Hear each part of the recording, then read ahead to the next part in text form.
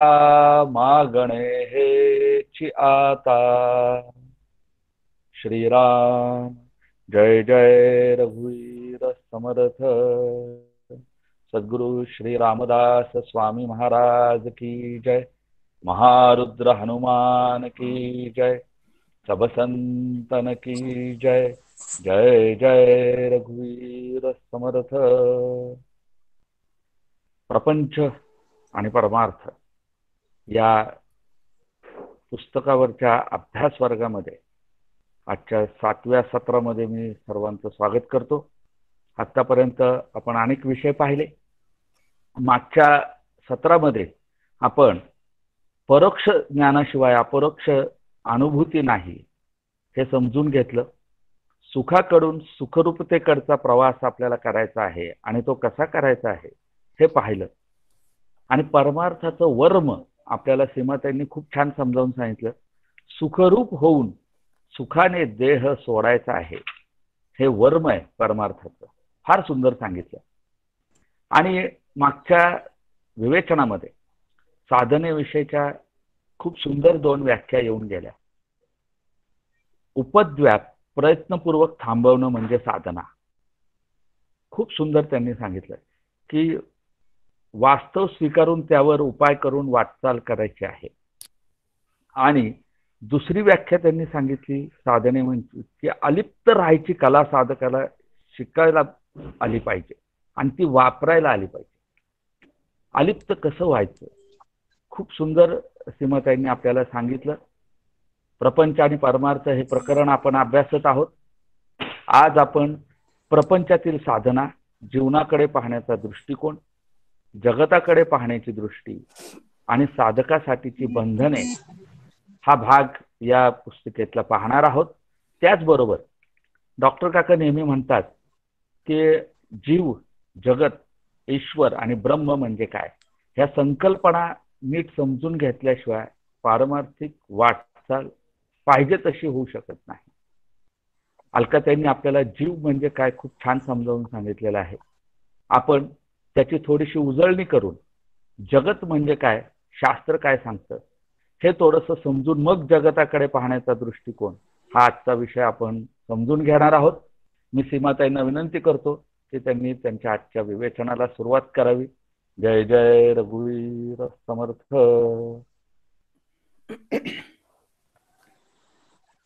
जय जय रघुवीर समर्थ.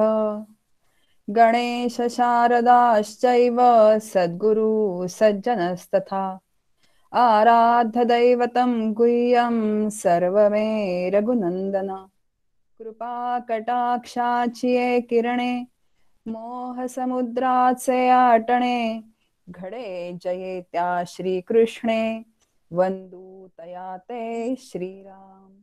जयांचे करिता स्मरण होय सकल विद्यांचे अधिकरण ते वंदूया श्री चरण श्री गुरूंचे. शुका सारिखे पूर्ण वैराग्य जाचे वसिष्ठा परिज्ञान योगेश्वराचे. कवी वाल्मिका सारिखा मान्य ऐसा नमस्कार माझा सद्गुरु रामदासा. जय जय रघुवीर समर्थ. प्रथम श्री समर्थांना वंदन करते, सद्गुरूंना मनपूर्वक वंदन करते आणि सर्व श्रोत्यांच्या, सर्व जे साधक श्रोते आहेत त्यांच्या हृदयस्थ भगवंताला वंदन करते आणि आजच्या सत्राला सुरुवात करूयात. बघा, परमार्थ विज्ञान या ग्रंथाचा आपला अभ्यास सुरू आहे. मागच्या वेळेस आपण प्रपंचाचं स्वरूप आणि 4 आश्रम हे बघितले आणि आज आपल्याला त्याच्या पुढचा भाग बघायचा आहे. आता परमार्थामध्ये कसं असतं की सातत्याने संकल्पना समजावून घ्याव्या लागतात आणि एक स्वच्छ आणि स्पष्ट कल्पना आपल्याला आली तर परमार्थाच्या ध्येयाच्या दिशेने आपला प्रवास खूप छान होतो, म्हणजे प्रगतीपथावर राहतो. कारण संकल्पना मात्र अतिशय छान स्पष्ट झालेल्या असल्या पाहिजेत. आज आपण जो विषय बघणार आहोत की प्रपंचात राहून करायची साधना, जीवनाकडे आणि जगताकडे बघण्याची दृष्टी आणि साधकासाठी बंधनं. आता अभ्यासासाठी हा जरी पोर्शन असला तरी संपूर्ण ग्रंथाचा अभ्यास होईपर्यंत जे 3 वक्ते आम्ही आहोत त्या वक्त्यांच्या मुखातून तुम्हाला अनेक वेळा सातत्याने तेच तेच विषय वेगवेगळ्या संदर्भाच्या ह्याच्यातून तुम्हाला ऐकायला मिळतील. ते बरोबर जे अभ्यासार्थी आहेत त्यांनी जीव, जगत, ईश्वर, ब्रह्म या संकल्पना तुम्हाला वारंवार ऐकायला प्रत्येक वक्त्याकडून त्या मिळतील. आणि आज आपण त्याच जीव या संकल्पनेची थोडी उजळणी करणार आहोत. अलकाताईंनी खूप छान समजावून सांगितलेलं आहे. पण आजचा जो विषय आपला की जगताकडे बघण्याची दृष्टी आणि जीवनाकडे बघण्याची दृष्टी. आता जगताकडे कोण बघतो आणि जीवनाकडे कोण बघतो, तर जीव. तर म्हणून जीव ही संकल्पना अतिशय व्यवस्थित समजली पाहिजे. आता बघा, परत जेव्हा चिदाभासाच्या ज्ञानाच्या भूमिका हा जो विषय होणार आहे तेव्हा सुद्धा परत जीव ही संकल्पना स्पष्ट होणारच आहे. पण कसं आहे ना की सातत्याने जर आपण ऐकत राहिलो, थोडी शास्त्रीय भाषा असते, आणि जर सातत्याने आपण तेच तेच तेच तेच ऐकत राहिलो तर हळूहळू आपल्याला विचारांची स्पष्टता यायला लागते. कारण थोडी ही जी पारमार्थिक जी पारिभाषिक भाषा आहे ती थोडी क्लिष्ट अशी नाही, पण ती नेहमी आपल्या ऐकण्यात नसते आणि त्यामुळे थोडस आपल्याला ते काय वाटतं तर अवघड वाटतं. पण सातत्याने ऐकत राहिलो तर मग त्या व्याख्या आपल्याला सोप्या वाटायला लागतात. परमपूज्य डॉक्टर काकांचं एक वाक्य आपल्या समोर, जीव जगामध्ये जीवन जगतो. अजून एक शब्द त्याच्यामध्ये ते वाढवतात की जीव जगामध्ये जिकिरीने जीवन जगतो.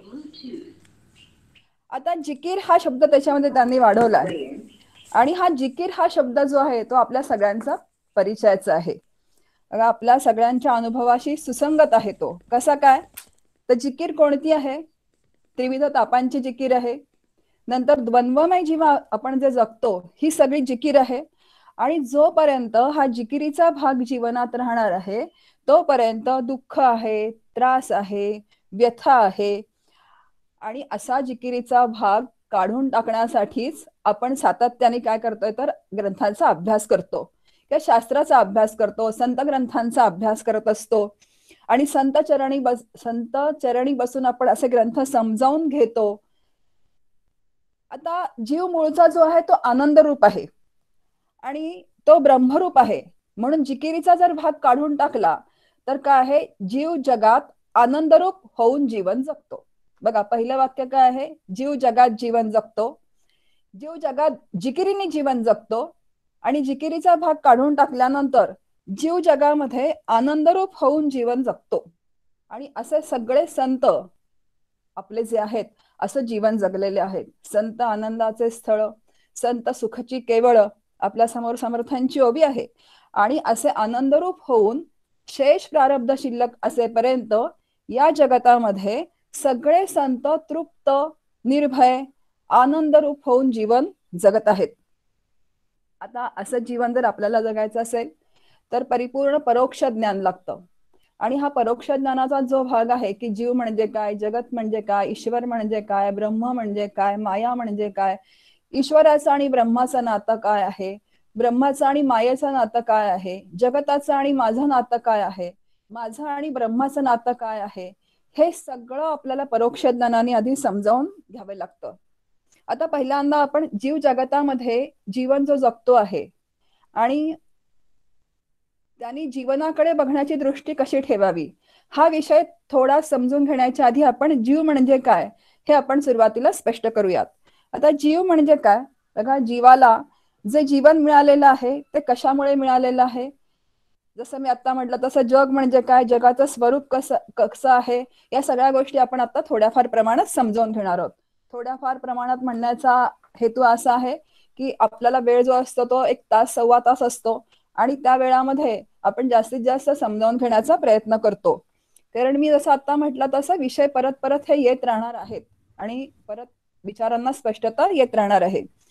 आता जीव आत्मरूप होतो म्हणजे काय नक्की होतं, आणि मग आत्मरूप झाल्यानंतर तो हे जग सोडून जातो का प्रारब्ध शेष अशापर्यंत जगामध्ये तो राहतो, या सगळ्या संकल्पना आपण आता ह्याच्यात समजावून घेणार आहोत. बघा, जीव हा जो आहे तो साधक आहे. नंतर साध्य जे आहे ते आत्मा ब्रह्म. आता निर्गुणात त्याला आत्मा ब्रह्म म्हणतात आणि सगुणातच त्याला काय म्हणतात तर रामकृष्ण म्हणतात. आता साधना कोण करतो तर साधक जीव करतो. आणि साधना करता करता गुरुकृपेनी तो काय होतो तर साध्याशी एकरूप होऊन जातो. साध्य काय आपलं तर परब्रह्म आहे. म्हणजे परब्रह्म स्वरूपात तो विलीन होऊन जातो, परब्रह्म स्वरूपाशी तू एकरूप होऊन जातो. आता इथे एक विचार आहे थोडा, की जो विलीन होतो, जो विलीन होतो तो ज्याच्या विलीन होतो म्हणजे ज्याच्याशी तो एकरूप होतो. आता बघा, विलीन कोण होतो, एकरूप कोण होतो, जीव होतो. कशाशी एकरूप होतो तर परब्रह्माशी एकरूप होतो.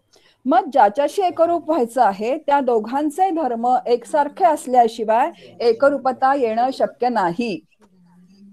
एक उदाहरण सांगते आपल्या समोर. पाणी आणि तेल हे दोघं कसे आहेत, विरुद्ध धर्माचे आहेत. जर पाणी तेलामध्ये मिक्स केलं तर ते एकरूप होणार नाही. नाही. पण जर एक पण जर शुद्ध एक पाणी शुद्ध पाणी जर शुद्ध जर शुद्ध पाण्यामध्ये पाण्यामध्ये मिसळलं तर मिसळलं काय तर होईल काय तर होईल ते तर ते बेमालूम एकत्र बेमालूम होईल. एकत्र होईल. माझाच मला माझाच आवाज मला येतोय. आवाज येतोय.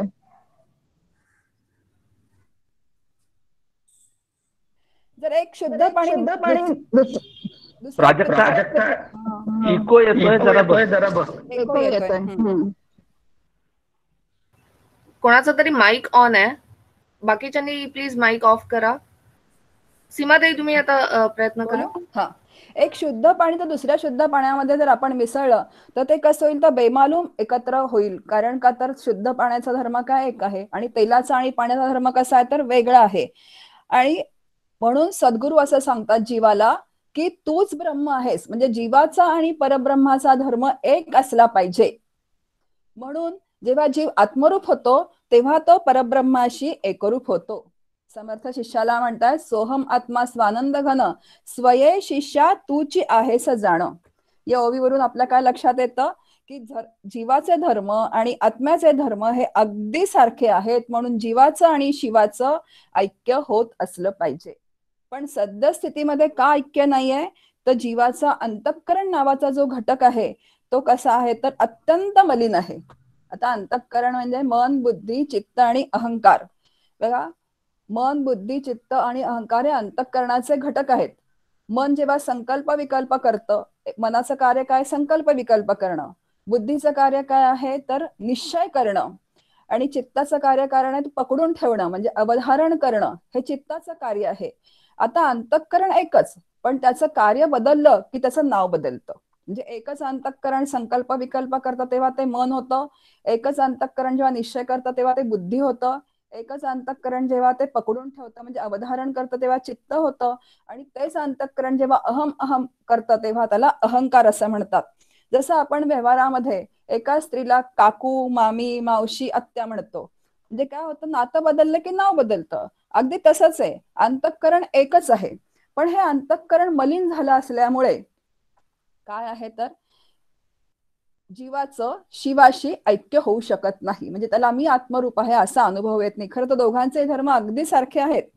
मग आता मलिन अंतःकरण कशामुळे होतं, दुसरा प्रश्न आपल्या समोर उभा राहिला की अनेक जन्मांच्या वासनांमुळे म्हणजे इच्छांमुळे हे मलिन अंतःकरण होतं. मग आता हे शुद्ध करण्याचं जे काम आहे ते आपण आता जसं करतोय संत विचारांनी, श्री गुरूंच्या विचारांनी, शास्त्राच्या विचारांनी करणे याला साधना असं म्हणतात. म्हणून आपल्याला शास्त्र सांगतं की निष्काम कर्म करा म्हणजे चित्ताची शुद्धी होते, निष्काम उपासना करा म्हणजे चित्ताची शांती होते. आणि असं शुद्ध आणि शांत चित्ताचा चैतन्यात लय होण्याची व्यवस्था आहे. म्हणून परमार्थामध्ये अंतःकरण शुद्धीचं आणि शांतीचं अतिशय महत्व आहे. आता जीव जग या शब्दाची व्याख्या शास्त्रकारांनी केलेली आहे. जसं मी आता म्हटलं तसं जीवाची आपण संकल्पना स्पष्ट करूयात. आता सुरुवातीला हे लक्षात ठेवायचं की ही शास्त्रकारांनी बसवून दिलेली घडी आहे.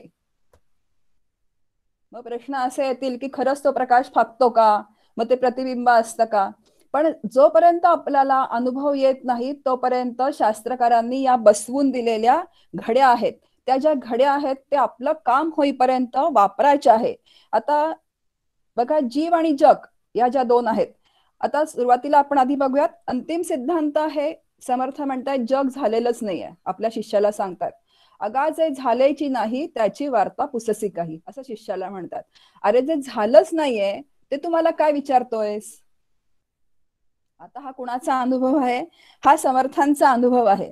आता हे झेपेल का तुम्हाला आम्हाला की जग झालेलंच नाहीये?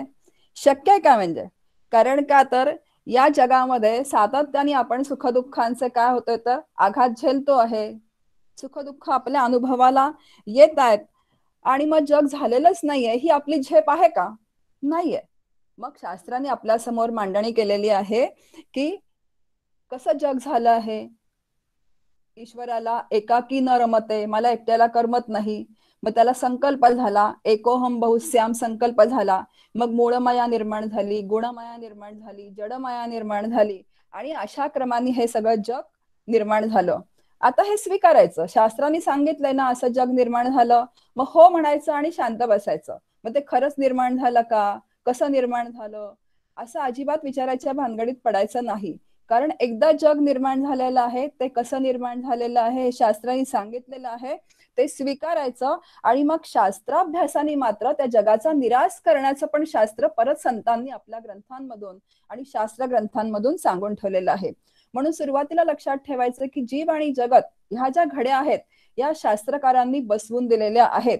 ही सिस्टीम जी आहे शास्त्रकारांनी बसवून दिलेली, डॉक्टर राका एक छान सांगतात आपल्याला की ही जी सिस्टीम आहे, know the system, use the system, get the result आणि फॉरगेट द सिस्टीम. ती सिस्टीम माहिती करून घ्यायची, ती वापरायची, नंतर तिच्यातनं जे मला मिळवायला पाहिजे ते मिळवायचं, आणि नंतर ती सिस्टीम सोडून द्यायची. ती सिस्टीम घट्ट धरून बसायची नाही, म्हणजे ती सिस्टीम सुटली पाहिजे.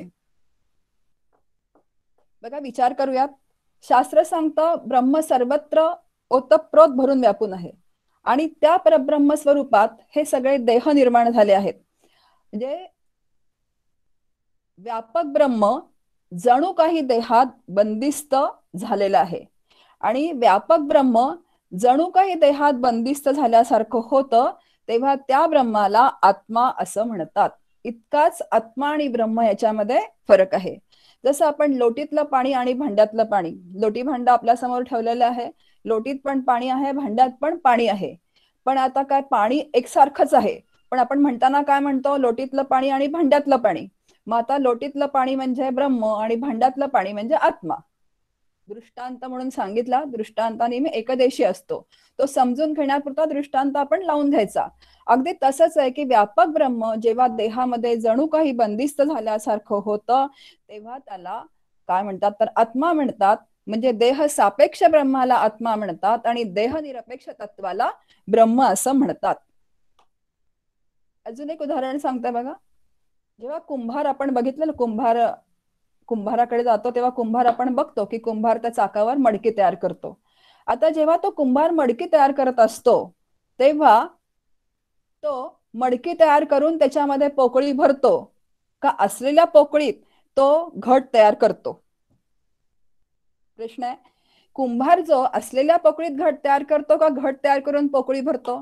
तर तो असलेल्या पोकळीमध्येच घट तयार करतो. आणि जेव्हा घट तयार करतो तेव्हा घटात जे सीमित होतं आकाश त्याला घटाकाश असं म्हणतात, आणि घटाच्या बाहेरचं जे आकाश आहे त्याला महाआकाश असं म्हणतात. म्हणजे घटाच्या उपाधीमुळे ते आकाश कसं झालं तर सीमित झाल्यासारखं झालं जणू काही, म्हणून त्याला घटाकाश नाव आलं, आणि घटाच्या बाहेरच्या आकाशाला महाआकाश नाव आलं.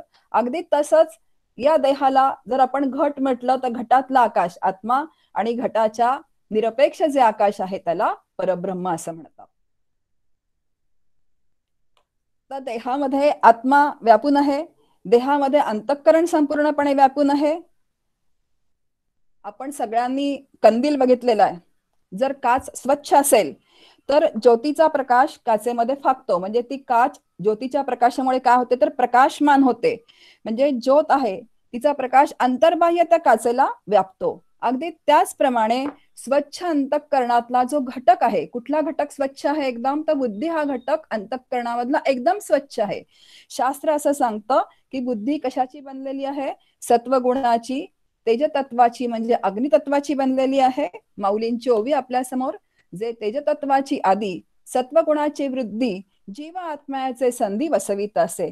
ती कशी आहे तर तेजतत्वाची आहे, म्हणजे अग्नितत्वाची आहे, सत्वगुणाची आहे, त्यामुळे ती एकदम स्वच्छ आहे.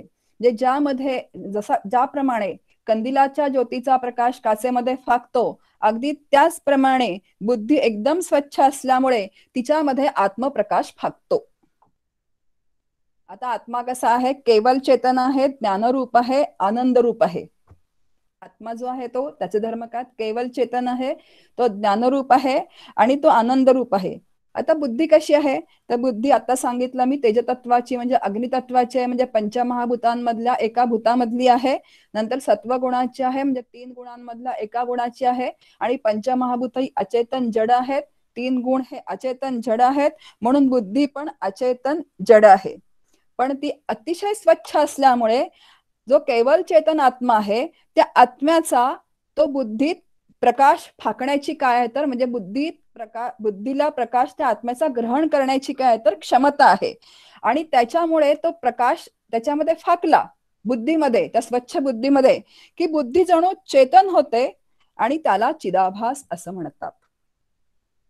म्हणून आत्म्याचा बुद्धीत पडलेला प्रकाश इज इक्वल टू चिदाभास. म्हणजे आत्मा प्लस बुद्धी प्लस चिदाभास इज इक्वल टू जीव. परत लक्षात ठेवायचं की ही शास्त्रकारांनी बसवून दिलेली घडी आहे, ती घडी स्वीकारायची. आता चिदाभास म्हणजे जीव चैतन्य. आता जीव चैतन्याला अधिष्ठान कोणाचं आहे, तर आत्मचैतन्याचं अधिष्ठान आहे. बघा, पंचमहाभूतांचा देह आहे तो स्थूल आहे, अस्थिमांसाचा आहे. सूक्ष्म देह जो आहे तो अंतःकरण नावाचा घटक, मन बुद्धी चित्त अहंकार हा आहे, तो पण पंचमहाभूतांचा आहे. म्हणजे 5 ज्ञानेंद्रिय, 5 कर्मेंद्रिय, 5 प्राण. स्थूल देह, सूक्ष्म देह, 5 ज्ञानेंद्रिय, 5 कर्मेंद्रिय, 5 प्राण हे सगळे कसे आहेत, तर अचेतन जड आहेत. मग त्यांना चैतन्य कशामुळे आहे, तर प्राणांच्या साह्याने जो आत्म्याचा प्रकाश बुद्धीत फाकतो त्याला जीव चैतन्य म्हणतात. त्या जीव चैतन्यामुळे ह्या सगळ्यांना चैतन्य आहे आणि त्याला अधिष्ठान मात्र आत्मचैतन्याचं आहे.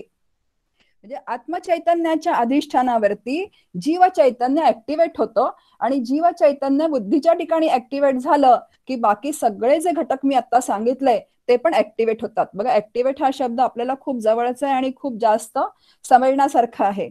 आपण मोबाईल बघितलेला आहे, मोबाईलचा हँडसेट असतो. आता हँडसेट आहे, सिम कार्ड आहे, त्याच्यात नंबर आहेत सगळे, नंतर तो चार्जिंग पण त्याचं फुल आहे एकदम, पण रेंज नाहीये. तर फोन चालतो का आपला, नाही चालत. आपण म्हणतो रेंज नाहीये इथे त्यामुळे फोन लागत नाहीये. मग काय होतं, तर मग रेंज आली की फोन लागतो. जसं मी आता म्हटलं तसं दृष्टांत एकदेशी असतो, तो समजून घेण्यापुरता असतो. आता रेंज आली की आपला फोन सुरू होतो. अगदी तसंच की आता ही रेंज कुठेतरी आहे कुठेतरी नाही आहे, पण ही ब्रह्माची जी रेंज आहे ती कशी आहे, तर सर्वत्र आहे, ती कुठेही नाही असं नाही. मग त्याच्या अधिष्ठानावरती जेव्हा देह जन्माला येतो हे सगळे घटक घेऊन, तेव्हा त्या आत्म्याचा प्रकाश बुद्धीमध्ये फाकतो आणि जीव चैतन्य नावाचं तत्व तयार होतं आणि जीव चैतन्यामुळे हे सगळं काय होतं, तर अधिष्ठानावरती ऍक्टिव्हेट होतं आणि त्याला जीव असं म्हणतात. आता ही परत शास्त्रकारांनी बसवून दिलेली घडी आहे. मग तो मूळचा आत्मरूप असलेला जीव हा म्हणजे आत्मचैतन्यापासून वेगळा का होतो. मग अशी मी एक सांगितलं तुम्हाला की आपलं अंतःकरण अतिशय मलिन होतं जेव्हा जीव जन्माला येतो तेव्हा. ते मलिन का होतं, तर अनेक वासनांमुळे मलिन होतं आणि तो जीव या देहामध्ये जन्माला येतो. म्हणजे मूळचा ब्रह्मरूप असलेला जीव काय होतो, तर वेगळा येतो, कारण जन्म घ्यावा लागे वासनेच्या संगे. मग त्या वासना भोगण्यासाठी, त्या इच्छा भोगण्यासाठी तो देह हे साधन घेऊन जन्माला आलेला आहे. म्हणून बुद्धी जितकी मलिन तितकी साधना जास्त करावी लागते. आणि जीव स्वतःला मग काय लागला, तर संकुचित समजायला लागला. मग बुद्धीने हे सगळे विचार समजावून घ्यायचे, नंतर विवेक करायचा. आता बुद्धी ही अचेतन जड आहे, मी आधीच सांगितलं, पण ती कशामुळे चेतन झाली, तर त्याच्यामध्ये चिदाभास आहे, म्हणजे चिदाभास नावाचं तत्व आहे. म्हणून नेहमी म्हणताना चिदाभास युक्त बुद्धी, चिदाभास युक्त मन, चिदाभास युक्त चित्त, कारण चिदाभासाशिवाय चैतन्य नाही आणि चिदाभासाला अधिष्ठान कोणाचं आहे, तर आत्म्याचं अधिष्ठान आहे. आता चिदाभास युक्त बुद्धी, म्हणून चिदाभासानी म्हणजे जीवानी काय करायचं, तर विवेक करायचा आहे. चिदाभासानी म्हणजे जीवानी मनाला समजवायचं आहे. आता जेव्हा समर्थ असं म्हणतात की मनाचे श्लोक, आपण म्हणतो की नाही मनाला उपदेश केलेला आहे. आता मनाला उपदेश होईल का, मन तर पंचीकरणाचं शास्त्र सांगतं की मन कसं आहे, तर रजोगुणाचं आहे, वायू तत्वाचं आहे, मग ते अचेतन जड आहे. मग मनाला अचेतन जड जी वस्तू आहे, आता माझ्या समोर इथे हा काय आहे तर दगड आहे, तर दगडाला उपदेश करता येईल का? अगदी त्या दगडा इतकं मन बुद्धी अचेतन जड आहेत, पण त्याच्यामध्ये चिदाभास आहे, चिदाभास नावाचं तत्व आहे, म्हणून ते चेतन आहेत. म्हणजे चेतना सगळं ते कार्य करतात. मग आता जेव्हा समर्थ म्हणतात की मनाला उपदेश करायचा आहे, तेव्हा चिदाभास युक्त मनाला म्हणजे जीवालाच उपदेश करायचा आहे. म्हणजे दोन तत्व फक्त आपल्या समोर आहेत. एक आत्मचैतन्य जे अधिष्ठान रूपाने आहे, ते काहीही करत नाही, ते अकर्ता आहे, अमन आहे, अजीव आहे, अनेत्र आहे असं उपनिषद म्हणतं. पण त्याचा जेव्हा बुद्धीत प्रकाश फाकतो, तेव्हा तेच काय होतं तर त्याला चिदाभास असं म्हटलेलं आहे. आणि आत्मचैतन्याच्या अधिष्ठानावरती चिदाभास युक्त मन जे आहे ते मनन करतं, म्हणजे चिदाभास मनन करतो, चिदाभास निश्चय करतो, म्हणजे जीव निश्चय करतो. पण ही शास्त्रकारांनी मन, बुद्धी, चित्त, अहंकार अशी घडी बसवलेली आहे. आणि त्याचप्रमाणे सगळ्या संतांच्या ग्रंथांमध्ये आपल्याला मनाला उपदेश केलेला दिसतो, बुद्धीचा निश्चय करायला सांगतात. म्हणून मी सुरुवातीला सांगितलं की या शास्त्रकारांनी बसवून दिलेल्या घड्या आहेत, त्या घड्या जशाच्या तशा समजावून घ्यायच्या. ही घडी अशी का आणि ती तसं का असं विचारायचं नाही, कारण मन मनन करतं, बुद्धी निश्चय करते, हे आपल्याला माहितीये. आणि त्याप्रमाणे संतांच्या ओव्या पण आपल्या समोर आहेत. बघा, बुद्धी निश्चय आत्मज्ञान ब्रह्मरूप भावी आपण बुद्धीने निश्चय करा. जुना निश्चय काय आहे जीवाचा? मी देह आहे, हा जीवाचा निश्चय जुना आहे. मग आता संत काय सांगतायत की तू देह नाहीस, तू परब्रह्म आहेस. मग सातत्याने मी देह नाही, मी देह नाही असा बुद्धीचा निश्चय करायचा. आणि नाही, मी देह नाही आणि मी कोण आहे तर मी ब्रह्म आहे. अजून थोडासा विचार करूयात आपण, म्हणजे अजून लक्षात येईल. बघा, जागृतीमध्ये जो आहे हा चिदाभास म्हणजे हा जीव जो आहे तो निश्चय करतो, मनन करतो, अनेक गोष्टी पकडून ठेवतो. आणि जागृतीमध्ये सतत तो काय असतो तर बाहेर धावत असतो. आता गाढ जेव्हा जीव झोपतो तेव्हा तो चिदाभास कुठे जातो? आता मी जी आपल्या समोर मांडणी केली की आत्म्याचा बुद्धीत पडलेला प्रकाश चिदाभास तो जीव चैतन्य, आणि जीव चैतन्याचा ह्या सगळ्या जगतामध्ये कारभार चालू असतो.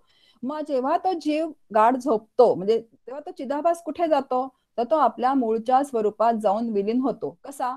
आता जेव्हा तो जागा असतो तेव्हा सतत काहीतरी मन मनन करत असतं, बुद्धी निश्चय करत असते, चित्त काहीतरी पकडून ठेवत असतं. म्हणून त्या दिशेने ती इंद्रिय काय होतात तर कार्यरत होत असतात. आता ती कार्यरत कशी होतात? बुद्धीच्या ठिकाणी जी वासना बसलेली आहे ती वासना बुद्धीला निर्णय घ्यायला लावते की तू असं कर, तू तसं कर, तू देवळात जा, तू क्लबमध्ये जा, तू पार्टीला जा. आणि बुद्धीने घेतलेला निर्णय मनामार्फत इंद्रियांकडे पाठवला जातो आणि इंद्रिय तशी तशी कार्यरत होतात. म्हणजे दिवसभर आपल्या ज्या हालचाली चालू असतात त्या वासनेप्रमाणे होणाऱ्या आपल्या सगळ्या त्या हालचाली असतात. आणि त्या वासना बदलवायच्या आहेत म्हणून आपण हा सगळा काय करतोय तर अभ्यास करतो आहोत.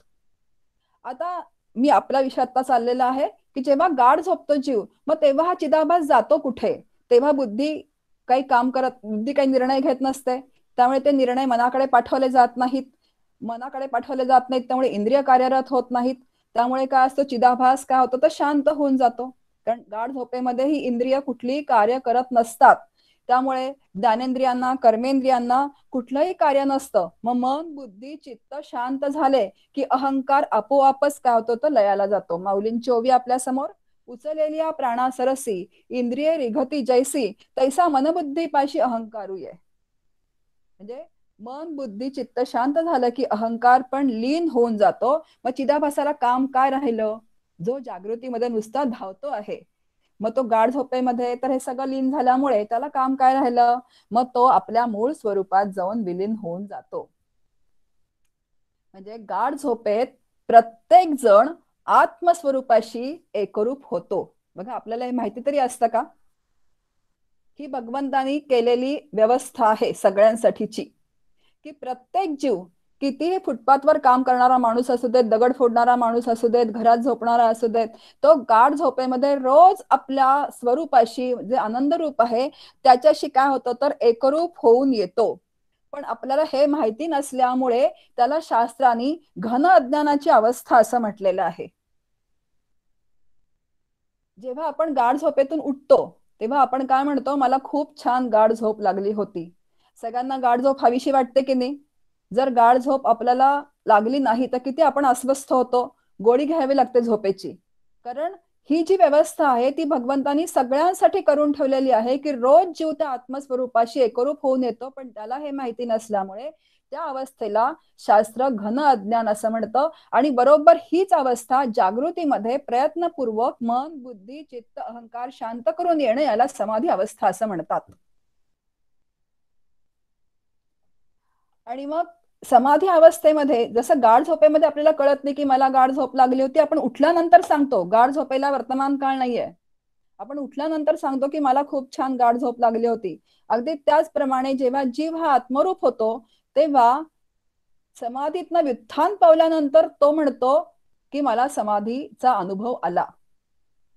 आणि असा आनंद म्हणजे समाधीतून व्युत्थान पावल्यानंतर तो जीव म्हणतो, म्हणजे ज्याला समाधीचा अनुभव येतो तो म्हणतो की मला समाधीचा अनुभव आला.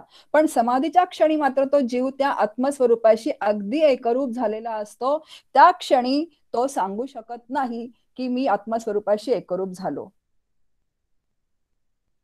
म्हणून जीव ही जी संकल्पना आहे ही अनेक प्रकारे समजावून घेता येते. आत्म्याचा बुद्धीत पडलेला प्रकाश म्हणजे आत्मा प्लस बुद्धी प्लस चिदाभास इज इक्वल टू जीव. म्हणून मी परत परत सांगितलं की शास्त्रकारांनी ही बसवून दिलेली घडी आहे ती घडी जशीच्या तशी स्वीकारायची. आणि एकदा मला थोडी समजली ती कल्पना की एकदा समजून घ्यायची आणि मग पुढे जे शास्त्र सांगितलेलं आहे म्हणजे विचार संतांनी संतांनी तसा अभ्यास करायचा. बघा अशी स्थिती जर व्हायची असेल कशी समाधीची, म्हणजे जीव जर आत्मरूप व्हायचा असेल तर संत आणि श्री गुरु शास्त्र यांच्या उपदेशाच्या प्रकाशात साधना करावी लागते. परत साधना कोण करतो तर चिदाभास करतो, म्हणजे जीव करतो, आत्मा साधना करत नाही. अनंत जन्मांच्या संस्कारांचा परिणाम म्हणून आपण प्रवाह पतितासारखं जीवन जगत असतो. मी सुखी आणि मी दुःखी असा विलाप कोण करतो तर जीव करतो. आता तो जीव म्हणजे काय तर मुळात त्या वासनांमुळे तो मलिन झालेला आहे, त्याच्या इच्छांमुळे तो मलिन झालेला आहे. जे मूळचा आनंदरूप असलेला जीव जो आहे तो अंतःकरण, आता अंतःकरण हा घटक अचेतन जड आहे. पण तरी शास्त्राने असं सांगितलं की अंतःकरण मलिन होतं, म्हणजे कोण मलिन होतो तर जीवच मलिन होतो. अंतःकरण असं म्हटलेलं आहे, पण जसं मी आता सांगितलं तसं की जीवाचं मन, जीवाची बुद्धी, जीवाचं चित्त म्हणजे जीवच मलिन होतो. मग जीवनाकडे आणि जगताकडे बघण्याची दृष्टी जर विचारांनी बदलायची असेल तर वैचारिक क्रांती त्या जीवाला करावी लागते. म्हणजे दृश्य जगतामधल्या गोष्टी ज्या त्याला सत्य वाटतात त्या कशा आहेत तर शास्त्रांनी आणि संतांनी सांगितल्याप्रमाणे त्या मिथ्या आहेत असा सातत्याने बुद्धीचा निश्चय करावा लागतो. आणि त्याला विचार हे खूप मोठं साधन सगळ्या संतांनी आपल्या समोर मांडलेलं आहे. म्हणून समर्थ म्हणतात ऐसी हे विचाराची कामे उगेच भ्रमो नये भ्रमे. विचार करा विचार करा. जुने संस्कार जे आहेत, आता माझे म्हणजे जीवाचे किती जन्म झाले हे मला मागे माहिती नाही, म्हणजे किती जन्मांचे ते संस्कार साठलेले आहेत ते मला माहिती नाहीत. त्यामुळे जुने संस्कार जे आपल्या सारखे येत राहतात मनामध्ये ते खरडून काढण्याचं काम जे आहे ते जीवानीच करावं लागतं. ते संपूर्ण संत विचारांनी आणि शास्त्र विचारांनी काढावे लागतात. बघा जुना रंग जर नवीन रंग द्यायचा असेल घराला तर भिंत पहिल्यांदा तो पेंटर असतो तो खरडून काढतो. जर तसाच मी रंग दिला त्या भिंतीला तर परत कालांतराने तो जुना रंग डोकवायला लागतो. म्हणून जुने संस्कार जे आहेत ते काढल्याशिवाय नवीन संस्कार संतांचे होत नाहीत. म्हणून जुने संस्कार संत विचारांनी शास्त्र विचारांनी मी देह नाही, मी मन नाही, मी बुद्धी नाही, मी चित्त नाही, मी अहंकार नाही हे सातत्याने बुद्धीवर ठसवावं लागतं. आणि जुने संस्कार काढून नवीन संस्कार सातत्याने करून घ्यावे लागतात. मग जीवनाकडे पाहण्याचा दृष्टिकोन संत शास्त्र श्रीगुरूंच्या विचारांच्या साह्याने आपल्याला विकसित करता येतो. आपण सगळे प्रापंचिक आहोत. प्रपंचात राहूनच म्हणजे प्रपंच व्यवस्थितपणे पार पाडत असताना आपल्याला परमार्थ करायचा आहे. आणि हे पारमार्थिक मी मागच्याच्यात पण सांगितलं होतं की जे पारमार्थिक सिद्धांत आपण शिकतो ते प्रपंचाच्या प्रयोगशाळेत आपल्याला वापरायचं आहे. आता आपल्याला जीव नावाची संकल्पना स्पष्ट झाली. आता साधना करणारा कोण आहे तर जीव आहे. या जगतामध्ये तो साधना करतो. आता जगाचं स्वरूप कसं आहे तर गतिशील जे आहे ते आपण पुढे तो विचार येणार आहे. आता आपण हा विचार करूयात आणि पुढे जगाकडे जाऊयात. बघा आता साधना कोण करतो तर जीव करतो आणि जीवाने शुद्ध व्हायचं आहे. म्हणून जीव प्रपंचामध्ये जन्माला आलेला आहे आणि प्रपंच जो आहे त्याच्या वाट्याला जो आलेला आहे. आता प्रपंचामध्ये जो साधक आहे, आता आपण सगळेजण साधक आहोत, त्या जीवानी साधक जीवानी आहे ती साधना करायची आहे आणि प्रपंचात राहूनच साधना करायची आहे. ते सिद्धांत मला वापरता येतात की नाही हे जीवानीच सातत्याने बघायचं आहे. मग संसारात राहून आपल्याला सोपं साधन संतांनी सांगितलेलं आहे की प्रपंचात राहून जिभेला काय घ्या, तर तुम्ही वेग घ्या. असोनी संसारी जिव्हे वेगू धरी, म्हणजे जिभेला नामाचा वेग द्या. नामाचा वेग द्यायचा असेल तर बाकीचे वेग थांबवले पाहिजे. बघा, संतांची वाणी जी आहे ती नाम घेता घेता काय होते तर अनावर होतीये, आणि आपली वाणी जी आहे ती काय होते तर सातत्याने हे असं ते असं करता करता अनावर होती आहे. मग हे जे जुने जे संस्कार आहेत जीवाचे, अनेक जन्मांनी जे आलेले आहेत, की आपली बडबड थांबतच नाहीये. मग ती बडबड थांबून काय करायचंय तर जिभेला नामाचा वेग सातत्याने द्यायचा आहे. आणि कसं आहे की हे जे आपण जर सूक्ष्म बारकावा जर आपण साधक म्हणून जर अभ्यास करत असू की नाही, तर आपल्या लक्षात येतं की मी नाम घेतेय, पण मध्येच माझ्या मनामध्ये उगाचच कुठले तरी विचार येतात. आता हे विचार येतात कुठून याचा आपल्याला काहीही तपास लागत नाही, पण विचार येतात, हा सगळ्यांचा अनुभव आहे. मग ते अनेक जन्मांचे जे संस्कार आहेत त्याच्यातून हे विचार निर्माण होत राहतात. त्याच्यावर माझं काहीही बंधन नाहीये. पण आत्ता मात्र नवीन विचार जे आहेत ते सातत्याने करून ते जुने विचार मला बाजूला सारता येतात. आणि इथे साधकाचा सातत्याने संघर्ष आहे आपल्या मनाशी. मी तर खूप नाम घेते आहे, मी तर खूप विचार करते आहे, पण तरी सुद्धा माझ्या मनामध्ये असे का बरे विचार येत आहेत, अशी खंत न बाळगता सातत्याने नवीन जे संस्कार आहेत म्हणजे शास्त्राचे आणि संतांचे विचार आहेत ते सातत्याने करत राहणं, याला साधना असं म्हणतात. आणि इथे खूप संघर्ष असतो जुन्या विचारांचा आणि नवीन विचारांचा.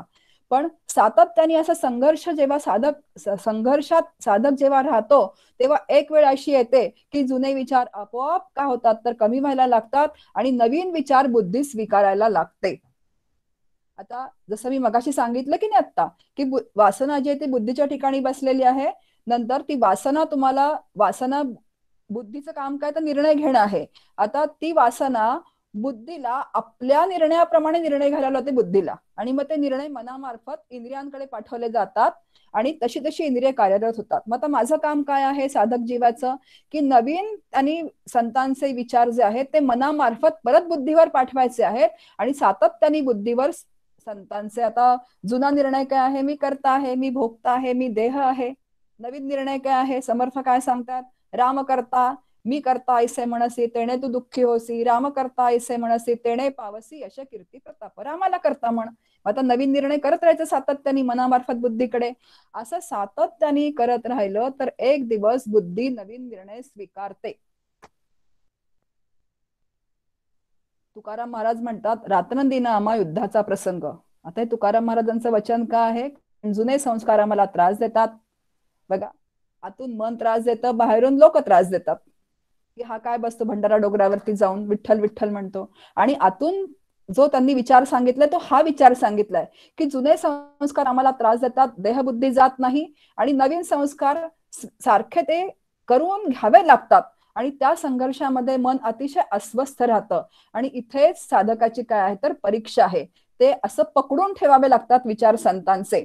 आणि म्हणून जेव्हा आपला विचार चालला होता की नाम घ्यायला आपण सुरुवात केल्यानंतर सुद्धा आपल्याला अनुभव येतो, ध्यानाला बसल्यानंतर आपल्याला अनुभव येतो की मन आपलं स्वस्थ होत नाही, पण सातत्याने नाम घेत राहावं लागतं. जरी मनामध्ये विचार आले तरी सुद्धा, वेगवेगळे विपरीत विचार आले तरी सुद्धा, आणि सातत्याने ध्यानाला बसावं लागतं. आणि असं सातत्याने जीवाने स्वतःला तापवावं लागतं. याला तप असं म्हणतात. आणि एके ठिक आपल्याला संतांनी आश्वासन पण दिलेलं आहे की सकल जीवांचा करीतो सांभाळ. एकनाथ महाराज हरिपाठामध्ये म्हणतात, तुझं मोकलीला ऐसे नाही, तो सगळ्या जीवांचा सांभाळ करतोय, मग तुलाच कसं मोकलेल. मग खरंच बरं का, मला तो मोकलणार नाही. माझे सद्गुरू आहेत, माझा भगवंत आहे, तो माझा सांभाळ करतो आहे. अशी अनन्य शरणागती जर असेल तर एक मनाचं धारिष्ट जे आहे, धैर्य जे आहे ते काय होतं, ते टिकून राहतं, श्रद्धा वाढते, निष्ठा वाढते. आता नाम घेताना सुद्धा गोंदवलेकर महाराजांनी अपराध सांगितलेत नामाचे, की कुणाची निंदा करू नका, कुणाबद्दल बोलू नका, मत्सर, हेवा, तिरस्कार हे करू नका. म्हणजे त्या नामाला पाहिजे तशी उंची आणि दर्जा येऊन जातो. आता म्हणून नाम जेव्हा आपण घेतो, नाम ध्यान तत्वज्ञान हे त्रिसूत्री साधन संतांनी आपल्याला सांगितलेलं आहे. नाम घ्यायचं म्हणजे मनातली पाप जळत राहतात, ध्यानाला बसायचं म्हणजे मन एकाग्र होते की नाही हे बघायचं, आणि तत्वज्ञान वापरायचं. जे तत्वज्ञान सांगितलेलं आहे संतांनी ते दिवसभर वापरायचं. त्यांनी मन शांत होत राहतं. म्हणजे ध्यानाला बसलं की मन एकाग्र होतं आणि नाम पण अखंड घेत राहायचं. हे त्रिसूत्री साधन आपल्याला संतांनी आपल्या समोर मांडलेलं आहे. म्हणून समर्थ म्हणतात, विचार नावाचं पण एक साधन आहे. संसार त्याग न करिता, प्रपंच उपाधी न सांडता, जनामध्ये सार्थकता विचारेची होय. आणि म्हणून संतांच्या सहवासामध्ये विचार करत राहावा. आता जीवनाकडे बघण्याचा दृष्टिकोन जो आहे तो संत सहवासात त्यांच्या विचारांच्या साह्याने आपल्याला विकसित करता येतो. कोणी करायचा विकसित? परत जीवानी करायचा आहे. आता जग कसं आहे, म्हणजे जगाचं स्वरूप कसं आहे? संस्कृतमध्ये जग हा गतिवाचक शब्द आहे. त्याला गती असं, त्याला जग असं म्हणतात. आता या गतीची सुरुवात जी आहे ती उत्पत्तीपासून सुरुवात आहे. मध्य जो आहे, गतीचा मध्य आहे आणि गतीला एक स्थिती आहे. म्हणजे उत्पत्ती, स्थिती आणि लय. म्हणजे सुरुवात उत्पत्ती, मध्य स्थिती आणि शेवट लय आहे. असं गतिशील जग आहे. म्हणजे पुढे पुढे पुढे पुढे कसं आहे तर सरकतंय. अगदी त्याचप्रमाणे जीवाला काय आहे तर जन्म आहे, जरा आहे आणि मरण आहे. म्हणजे तो जन्माला येतो. 40 हा मध्य आहे आणि 40 दुणे 80 गाठली तर काय आहे तर तिथे आपण म्हणतो 80 नंतर काय तर मरण आहे. म्हणजे जन्म जरा मरण. आता चेतनाच्या बाबतीत जन्म जरा मरण म्हणतात आणि जडाच्या बाबतीत उत्पत्ती, स्थिती आणि लय म्हणतात. म्हणून शरीरालाही गती आहे आणि जगतालाही गती आहे. बघा, शास्त्र सांगतं की ज्याप्रमाणे आभाळामध्ये ढग येतात, काही काळ टिकतात आणि विरून जातात, अगदी त्याचप्रमाणे ही अनंत कोटी ब्रह्मांड निर्माण होतात, काही काळ टिकतात आणि काही काळानंतर ती लयाला जातात. म्हणजे ती भासमान आहे असं शास्त्र सांगतं. म्हणून मगाशी मी जो सांगितला अजातवाद, समर्थ म्हणतात की अगाधे झालेची नाही त्याची वार्ता पुससे काही. आता इथे काय म्हणतंय शास्त्रात, हे सगळं भासमान आहे. पटेल का हो आपल्याला?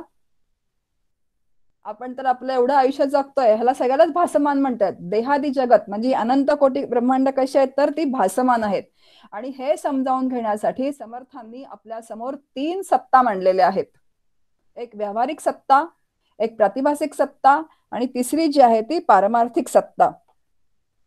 जग ज्यांना सत्य वाटतं आहे म्हणून प्रापंचिकांसाठी व्यावहारिक सत्ता आपल्या समोर समर्थांनी सांगितलेली, म्हणजे संतांनी सगळ्या सांगितलेली आहे. 3 सत्ता सांगितल्या मी, व्यावहारिक, प्रातिभासिक आणि पारमार्थिक. आता खरं तर या 3 नाही आहेत, 2च सत्ता आहेत. व्यावहारिक आणि प्रातिभासिक एकच आहे आणि पारमार्थिक एक आहे. आपण समजावून घेऊयात, खूप गोंधळ करायचा नाहीये, हळूहळू समजावून घेऊयात. पहिली पारमार्थिक सत्ता समजावून घेऊ आधी. बघा, अखंड असणं हे पारमार्थिक सत्तेचं स्वरूप आहे. आता पारमार्थिक सत्ता कशी आहे तर सद्गन, चिद्गन, आनंद घन असं जे तत्व ते पारमार्थिक तत्व आहे.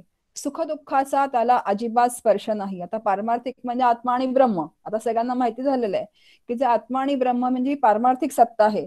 निरपेक्ष आनंद हे त्याचं स्वरूप आहे. आणि शास्त्र, संत, श्री गुरु मला वारंवार सांगतात की असं सुख दुःखातीत असं तुझं स्वरूप आहे, तूच आनंद रूप आहेस. असं असून सुद्धा सुखरूप जीव कशामुळे सुख दुःख भोगतो तर दुसरी सत्ता सांगितली आहे, तिला प्रातिभासिक सत्ता असं म्हणतात. आणि त्यामुळे जीव सातत्याने सुख दुःख भोगत राहतो. मग आता प्रातिभासिक सत्तेतलं काही उदाहरण सांगता येईल का आम्हाला समजण्यासाठी? तर एक उदाहरण आहे बघा, आपण सगळेजण स्वप्न बघतो. एका राजाला स्वप्न पडलं. आता तो राजा, खूप संपत्ती त्याच्याकडे होती, तो राजा असतो. त्याला स्वप्न पडलं की आपण भिकारी झालो आहोत आणि भिकारी झाल्यानंतर आपण दारोदार काय भीक मागतो आहोत, पण कुणी सुद्धा मला भीक घालत नाही. आणि त्या स्वप्नामध्ये राजाला अतिशय दुःख झालं आणि तो रडायला लागला. आता ही स्वप्नातली सत्ता आहे, याला काय म्हणायचं? प्रातिभासिक सत्ता. आता एकदम राजा जागा झाला आणि काही काळ त्याच्या स्वप्नामध्येच गेला. जागा झाल्यानंतर एकदम भानावर येईपर्यंत कळत नाही की आपण कुठे आहोत. त्याला कळलं की मी राजवाड्यामध्येच आहोत. म्हणजे प्रातिभासिक सत्तेतनं तो जागृतीमध्ये आला आणि मग त्याला कळलं की मला अरे स्वप्न पडलं होतं, मी उगाच घाबरलो, पण त्याचे परिणाम मात्र सगळे दिसले. घाम आला त्याला, तो घाबरलेला होता, त्याची छाती धडधडत होती. आता हे परिणाम त्याला जागृतीमध्ये दिसले. आता बघा, प्रातिभासिक सत्तेतनं तो जागृतीमध्ये आला, पण जागृतीला समर्थ काय म्हणतात? जागृती हेची दीर्घ स्वप्न. संत सांगतात त्याप्रमाणे, म्हणजे समर्थ सांगतात त्याप्रमाणे जागृती पण हे दीर्घ स्वप्न आहे. कसं? आता स्वप्नात्म राजाला जाग आली, त्याला कळलं की अरे हे स्वप्न होतं, आणि तो काय झाला तर एकदम स्वस्थ झाला. अरे मी उगाच घाबरलो, ते तर स्वप्नच पडलं होतं, मी तर चांगला श्रीमंत आहे, म्हणजे राजाच आहे मी अजून. अगदी त्याचप्रमाणे जेव्हा जो ज्ञानी असतो, म्हणजे मी ब्रह्म आहे असा अनुभव जर मला आला, आणि सगळ्या संतांना तो आलेला आहे, म्हणजे अगदी त्या संतांना जसं राजाला ते स्वप्न असं वाटलं, तसंच सगळ्या संतांना ही जागृती हे स्वप्नवत वाटतं. म्हणजे मला मी ब्रह्म असा अनुभव आल्यानंतर जागृती काय तर स्वप्नवत आहे असा अनुभव येऊन जातो. म्हणजे प्रातिभासिक सत्ता स्वप्नातली सत्ता आहे, आणि जागृतीची सत्ता पण कशी आहे तर स्वप्नातली सत्ता आहे. इकडे जाग यावी लागते, इकडे ज्ञानाची जाग यावी लागते. म्हणून जे ज्ञानी आहेत त्यांच्या दृष्टीने दोनच सत्ता आहेत, एक प्रातिभासिक सत्ता आहे आणि एक पारमार्थिक सत्ता आहे. आता आपल्यासाठी व्यावहारिक सत्ता आहे, कारण आपल्याला हे लवकर लक्षात येत नाही, म्हणून व्यावहारिक सत्ता एक संतांनी आपल्या समोर मांडलेली आहे. कारण आपल्याला सुखदुःखाचे अनुभव येतात, त्याच्यातून अनुकूल प्रतिकूल प्रतिक्रिया निर्माण होत राहतात. मला प्रातिभासिक कसं म्हणायचं असा प्रश्न आपल्या समोर निर्माण होतो. म्हणून व्यावहारिक सत्ता शास्त्रांनी आणि संतांनी आपल्याला सांगितलेली आहे.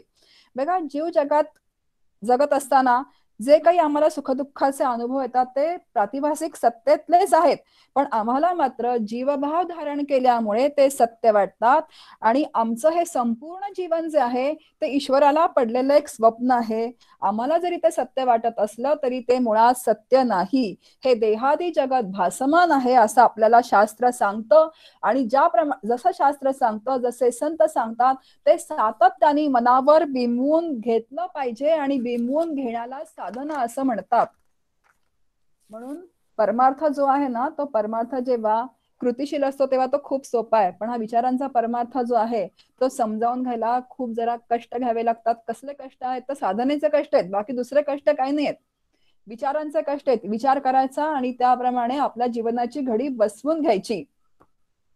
मग दुसरा प्रश्न आपल्या समोर येतो की अहो, एवढं डोळ्यासमोर धडधडीत जे दिसणारं जग आहे त्याला भासमान कसं म्हणायचं, आणि जे अजिबातच दिसत नाहीये तत्व त्याला सत्य कसं म्हणायचं, ते पारमार्थिक सत्य जे आहे ते. आता हे समजून घेताना भास शब्दाची व्याख्या जर आपण व्यवस्थित जर आतमध्ये तयार असेल तर आपल्याला देहादी जगताचा व्यवस्थित निकाल लावता येतो.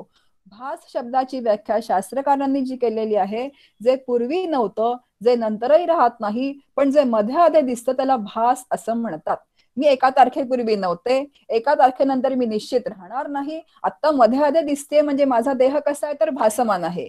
हे जग पूर्वी नव्हतं, एका तारखेनंतर राहणार नाही. आता फरक इतकाच आहे की माझ्या देहाचा जन्म मला माहिती आहे आणि कधी जाणार हे मला माहिती नाही, पण नक्की जाणार आहे. पण माझ्या जीवनाच्या मानाने जगाचं आयुष्य खूप मोठं आहे, मला माहिती नाही ते कधी संपेल ते, पण एक दिवस मात्र नक्की ते काय होणार तर लयाला जाणार आहे. म्हणून जग एका तारखेपूर्वी नव्हतं, आता मला अनुभवाला येत आहे, आणि एका तारखेनंतर नक्की राहणार नाही. म्हणून जग भासमान आहे आणि देह सुद्धा कसा आहे तर भासमान आहे. मग भासमान जगामध्ये भासमान जीवानी भासमान जो सगळा व्यवहार करतो सत्य कसा असेल, सत्य असणं शक्यच नाही. पण जर त्या पारमार्थिक तत्वाचा अनुभव घ्यायचा असेल तर मात्र जीवानी या जगतामध्ये न्याय नीती धर्माप्रमाणे वागावं लागतं, निष्काम कर्म करावं लागतं, निष्काम उपासना करावी लागते, भगवंताची आराधना करावी लागते. या सगळ्या गोष्टी जीवानी कराव्या लागतात. आणि मग ज्ञान झाल्यानंतर असं कळतं की अरे हे सगळं काय होतं तर भासमानच होतं. आणि तिथे फक्त जो अनुभव असतो तो फक्त आनंदाचे डोही, आनंद तरंग असतो. जेव्हा मला कळतं की देहादी जगत सगळं कसं आहे तर भासमान आहे, दुःखरूप जीव मी मुळून जो मी आहे तो मी मुळी नाहीच आहे. म्हणून तुकाराम महाराज म्हणतात दुःख औषधासे न भेटे. आम्हाला औषधाला सुद्धा दुःख भेटत नाही, हा तुकाराम महाराजांचा अनुभव आहे. आणि तसा अनुभव तुम्हाला आम्हाला येऊ शकतो, असं आनंदरूप जीवन आम्ही व्यतीत करू शकतो, असं आम्हाला संत आणि शास्त्र सांगण्याचा सातत्याने प्रयत्न करतात. की तुम्ही का सुखी दुःखी एवढे राहत आहात, आम्ही आनंदरूप झालेलो आहोत. आता बघा, परमार्थामध्ये शांती, तृप्ती, समाधान, निर्भयता, निरपेक्ष आनंद हे जर काढून टाकलं तर परमार्थामध्ये काहीही शिल्लक राहत नाही. म्हणून परमार्थ म्हणून जेव्हा आपण खूप काही काही करतो, पण जोपर्यंत आपल्याला शांती, तृप्ती, समाधान, निर्भयता प्राप्त होत नाही, तेव्हा मग जीवानी या जगामध्ये एवढ्या खटपटी लटपटी करून काय मिळवलेलं असतं? काहीच मिळवलेलं नसतं. म्हणून शांती, तृप्ती, निर्भयता माझ्या वाट्याला आलीच पाहिजे. म्हणून माझा परमार्थ सिद्ध होण्यासाठी जग बदलणार नाही, घरातली माणसं बदलणार नाही, शेजारी बदलणार नाहीत, नातेवाईक बदलणार नाहीत, कुठली परिस्थिती बदलणार नाही, काहीही बदलणार नाही. या सगळ्या गोष्टी मला अनुकूल होतील आणि मग मी परमार्थ करेन असं अजिबात होणार नाही. या सगळ्या गोष्टी जशाच्या तशा असताना माझ्या अंतःकरणाची स्थिती मी बदलायची आहे. संत विचारांनी, शास्त्र विचारांनी, म्हणजे बघण्याची दृष्टी माझी बदलून घ्यायची आहे. संत विचारांनी आणि शास्त्र विचारांनी, श्री गुरूंच्या विचारांनी, आणि ह्याला साधना असं म्हटलेलं आहे. आता साधक म्हणून मी आता घरामध्ये 5 माणसं आहेत, मी एकटी साधक आहे. मग आता कसं असतं की साधक म्हणून माझे विचार मी बदलून घ्यायचे आहेत, त्यांच्याकडे बघण्याची दृष्टी मी बदलवून घ्यायची आहे. नेमकं कसं असतं, उलट असतं. आपण परमार्थ करायला लागतो आणि आपल्याला वाटतं की तो असा का वागतो, तिने असं नको का वागायला. बघा, ते दासबोध वाचत नाहीत घरातले कोणी, ते कोणी ज्ञानेश्वरी वाचत नाही, कुणी अभ्यास करत नाही. अभ्यास करणारी मी आहे. मग माझ्याकडून ही सगळी माझी जबाबदारी आहे की माझी जीवनाकडे आणि जगताकडे बघण्याची दृष्टी संपूर्णपणे बदलवून घ्यायची आहे. आणि बाकीच्यांचा, कोणालाही बाकीच्यांना बदलवण्याच्या भानगडीत साधकांनी पडायचं नाही. आणि ही बदलावून घेताना मात्र शास्त्रांनी 3 अधिकारी आपल्या समोर सांगितलेले आहेत. बघा, तशी मांडणी शास्त्रांनी आपल्या समोर केलेली आहे. पहिला जो अधिकारी आहे तो मिथ्यत्व दृष्टी ठेवून या जगताकडे बघतो. आता तत्वज्ञानाचा अभ्यास खूप छान झालेला आहे साधकाचा, नुसता शब्दज्ञानाचा अभ्यास त्यांनी केला नाहीये, तर त्याप्रमाणे तो आचरण पण करतो आहे. आणि हे सगळं जग भासमान आहे हे त्याच्या बुद्धीला निसंशयपणे पटलेलं आहे. अजून एक छान उदाहरण सांगते. मृगजळाचं उदाहरण आपल्याला माहितीये. भासमान भासमान जे आपण आता चाललंय आपलं भास भास, की मृगजळ जेव्हा दिसतं, माळरान जमिनीवरती मृगजळ दिसतं, 12 वाजता रोहिणी मुहूर्त लागतो. लांबून जेव्हा मृगजळ दिसतं तेव्हा असं वाटतं ते पाणी आहे, म्हणून त्या दिशेने जेव्हा आपण जातो आणि तिथे गेल्यानंतर असं कळतं की इथे पाणी नाहीये, फक्त काय आहे तर मृगजळ आहे. आता मला माहिती झाल्यानंतर त्या मृगजळाकडे मी कशी बघेन? अगदी त्याचप्रमाणे हे जग सगळं भासमान आहे असं मला पटल्यानंतर मी या जगताकडे कसं बघेन? सगळं भासमान आहे, तर मग त्याच्यातले सुखदुःख मी माझ्यावरती का ओढवून घेऊ? असे छान विचार बसवून घ्यायचे. म्हणून हे सगळं भासमान आहे, त्याच्या बुद्धीला निसंशयपणे पटलेलं आहे, तसं आचरणात आणलेलं आहे, तसा पालट झालेला आहे. दासबोध ग्रंथामध्ये समर्थ म्हणतात, आता श्रवण केल्याचे फळ क्रिया पालटे तात्काळ. आता साधकाची वैचारिक दृष्टीच संपूर्णपणे पालटून जाते श्रवण केल्यानंतर. शास्त्रशुद्ध विचार आणि पूर्ण तो या जगताकडे मिथ्यत्व दृष्टीने बघतो. आता मिथ्यत्व दृष्टीने म्हणजे आता मी सांगितलं तसंच की बुद्धीला हे पटलेलं आहे की हे सगळं जग कसं आहे तर भासमान आहे. अनंत कोटी ब्रह्मांड येतात, टिकतात आणि जातात, त्याच्यामध्ये अनेक देह येतात, टिकतात, जातात. तुकाराम महाराज म्हणतात, रज्जू सर्पापरी भासी आले जगडंबर. रज्जूवर ज्याप्रमाणे सर्पाचा भास होतो त्याप्रमाणे ब्रह्मावरती जगताचा भास होतो आणि आत्म्यावरती म्हणजे असलेल्या आत्म्यावरती देहाचा भास होतो. अशी अखंड विचारसरणी जर आतमध्ये बसलेली असेल तर मिथ्यत्व दृष्टीचा त्या साधकाला उपयोग होतो. श्रुती वचन आहे, यदृष्टम तम नष्टम. जे जे दिसतं ते ते नष्ट होतं, म्हणजे जे नष्ट होतं ते सत्य नसतं, ते कसं असतं तर मिथ्या असतं. मग आपण आपल्या बुद्धीला पटवून घ्यावं, जे जे दिसतंय मला ते ते नष्ट होणार आहे. शास्त्राचा नियमच आहे की जे दिसतंय तुम्हाला स्थूलदृष्टीला ते नष्ट होणार आहे, म्हणजे नष्ट होणार आहे ते सत्य नाही, ते मिथ्या आहे. पण व्यावहारिक सत्तेमध्ये मात्र नीती न्याय धर्माला जसं मी आता सांगितलं तसंच की धरून तसं पालन करायचं आहे.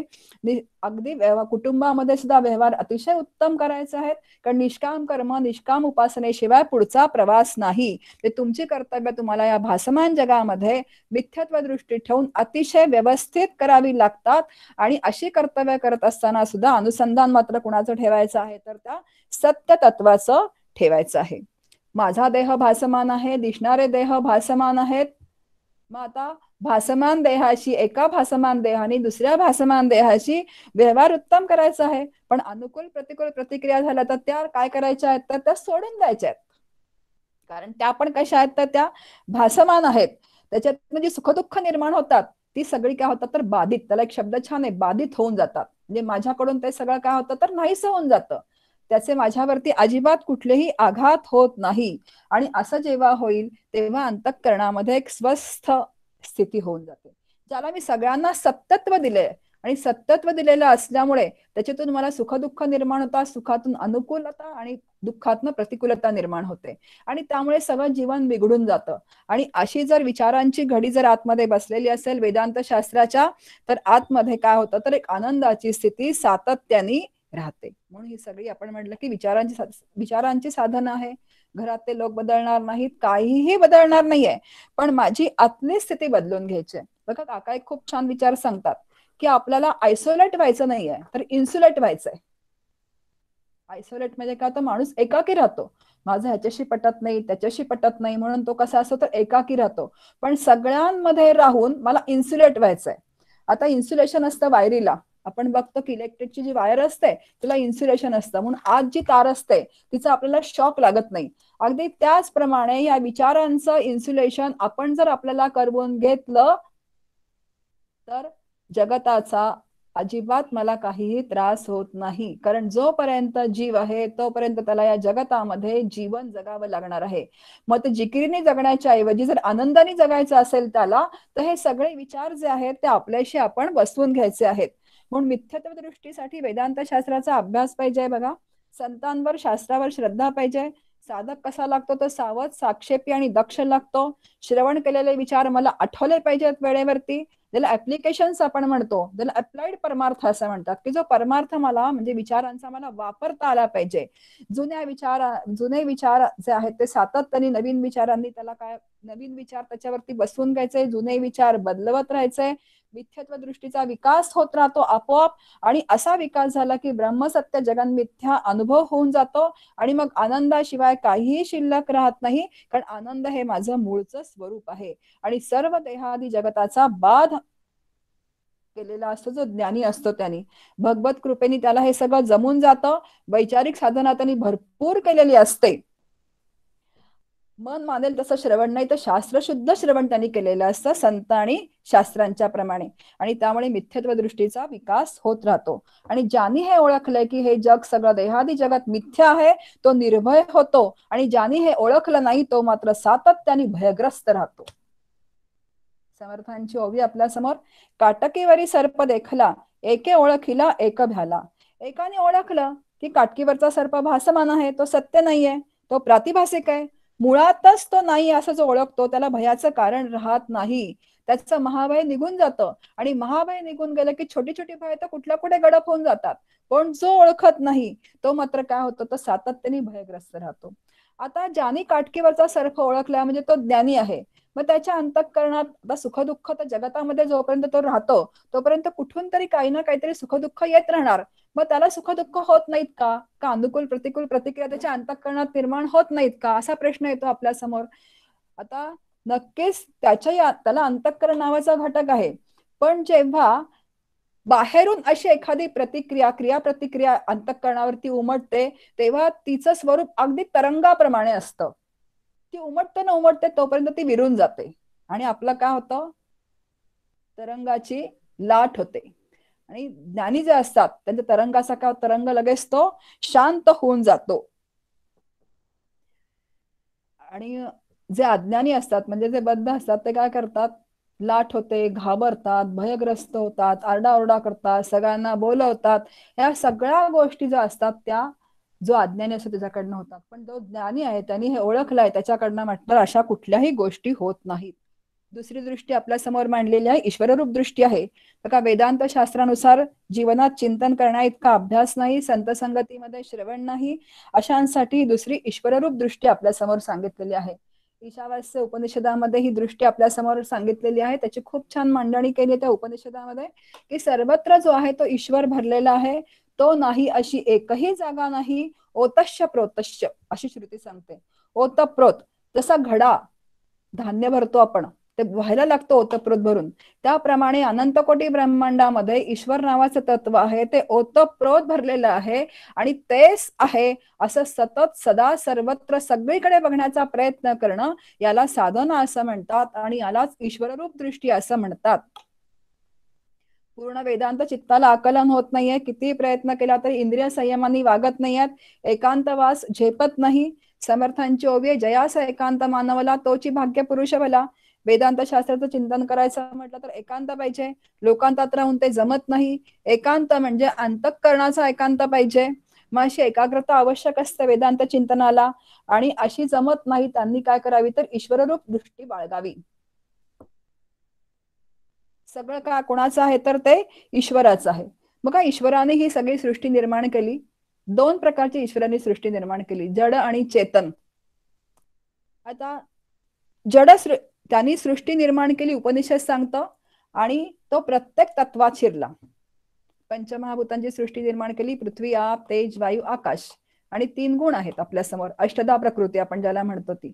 त्यांनी पृथ्वी निर्माण केली, तो पृथ्वीत शिरला. त्यांनी पाणी निर्माण केलं, तो पाण्यात शिरला. त्यांनी अग्नी निर्माण केला, तो अग्नीत शिरला. अशा 5 महाभूतांमध्ये तो शिरला, पण पृथ्वी त्याला जाणत नाही अशी पुढे मांडणी करतात. तो पृथ्वीत शिरला पण पृथ्वी त्याला जाणत नाही. तो माझ्यात पण आहे, पण मला त्याला जाणण्यासाठी काय करावी लागते तर साधना करावी लागते. तो आहेच माझ्या अंतःकरणामध्ये, पण मी त्याला संपूर्णपणे जाणत नाही. शास्त्र आपल्या समोर मांडणी करते, त्यांनी ही सगळी सृष्टी निर्माण केली, तो सृष्टीचा नियामक आहे. आपण सगळे नियम्य आहोत. म्हणजे 5 महाभूत जी जड आहेत ती पण नियम्य आहेत. समुद्र आपली मर्यादा ओलांडत नाही. बघा, ही सगळी कोणाच्या नियमाने चालतात. सूर्य वेळेवर उगवतो, चंद्र वेळेवर उगवतो, मावळतो वेळेवरती. ही पंचमहाभूत सुद्धा जर त्या सृष्टीच्या जो ईश्वर आहे त्याच्या नियमाने चालतात. सगळे जे जीव आहेत ते सगळे त्या ईश्वराच्या नियमाने चालतात.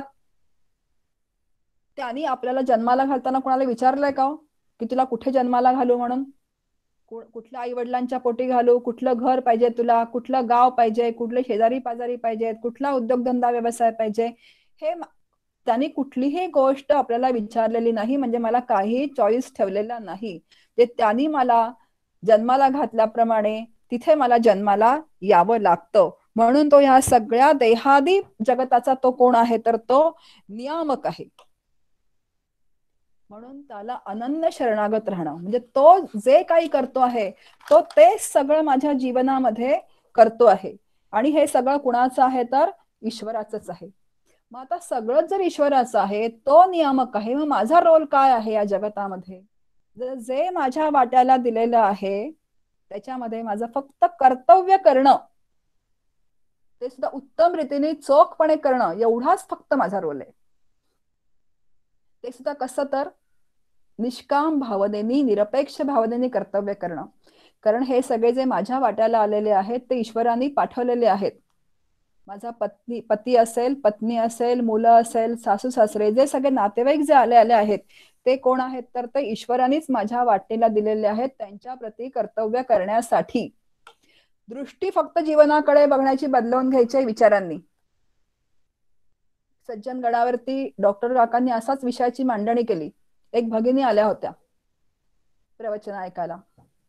त्यांच्या सासूशी अजिबात पटत नव्हतं.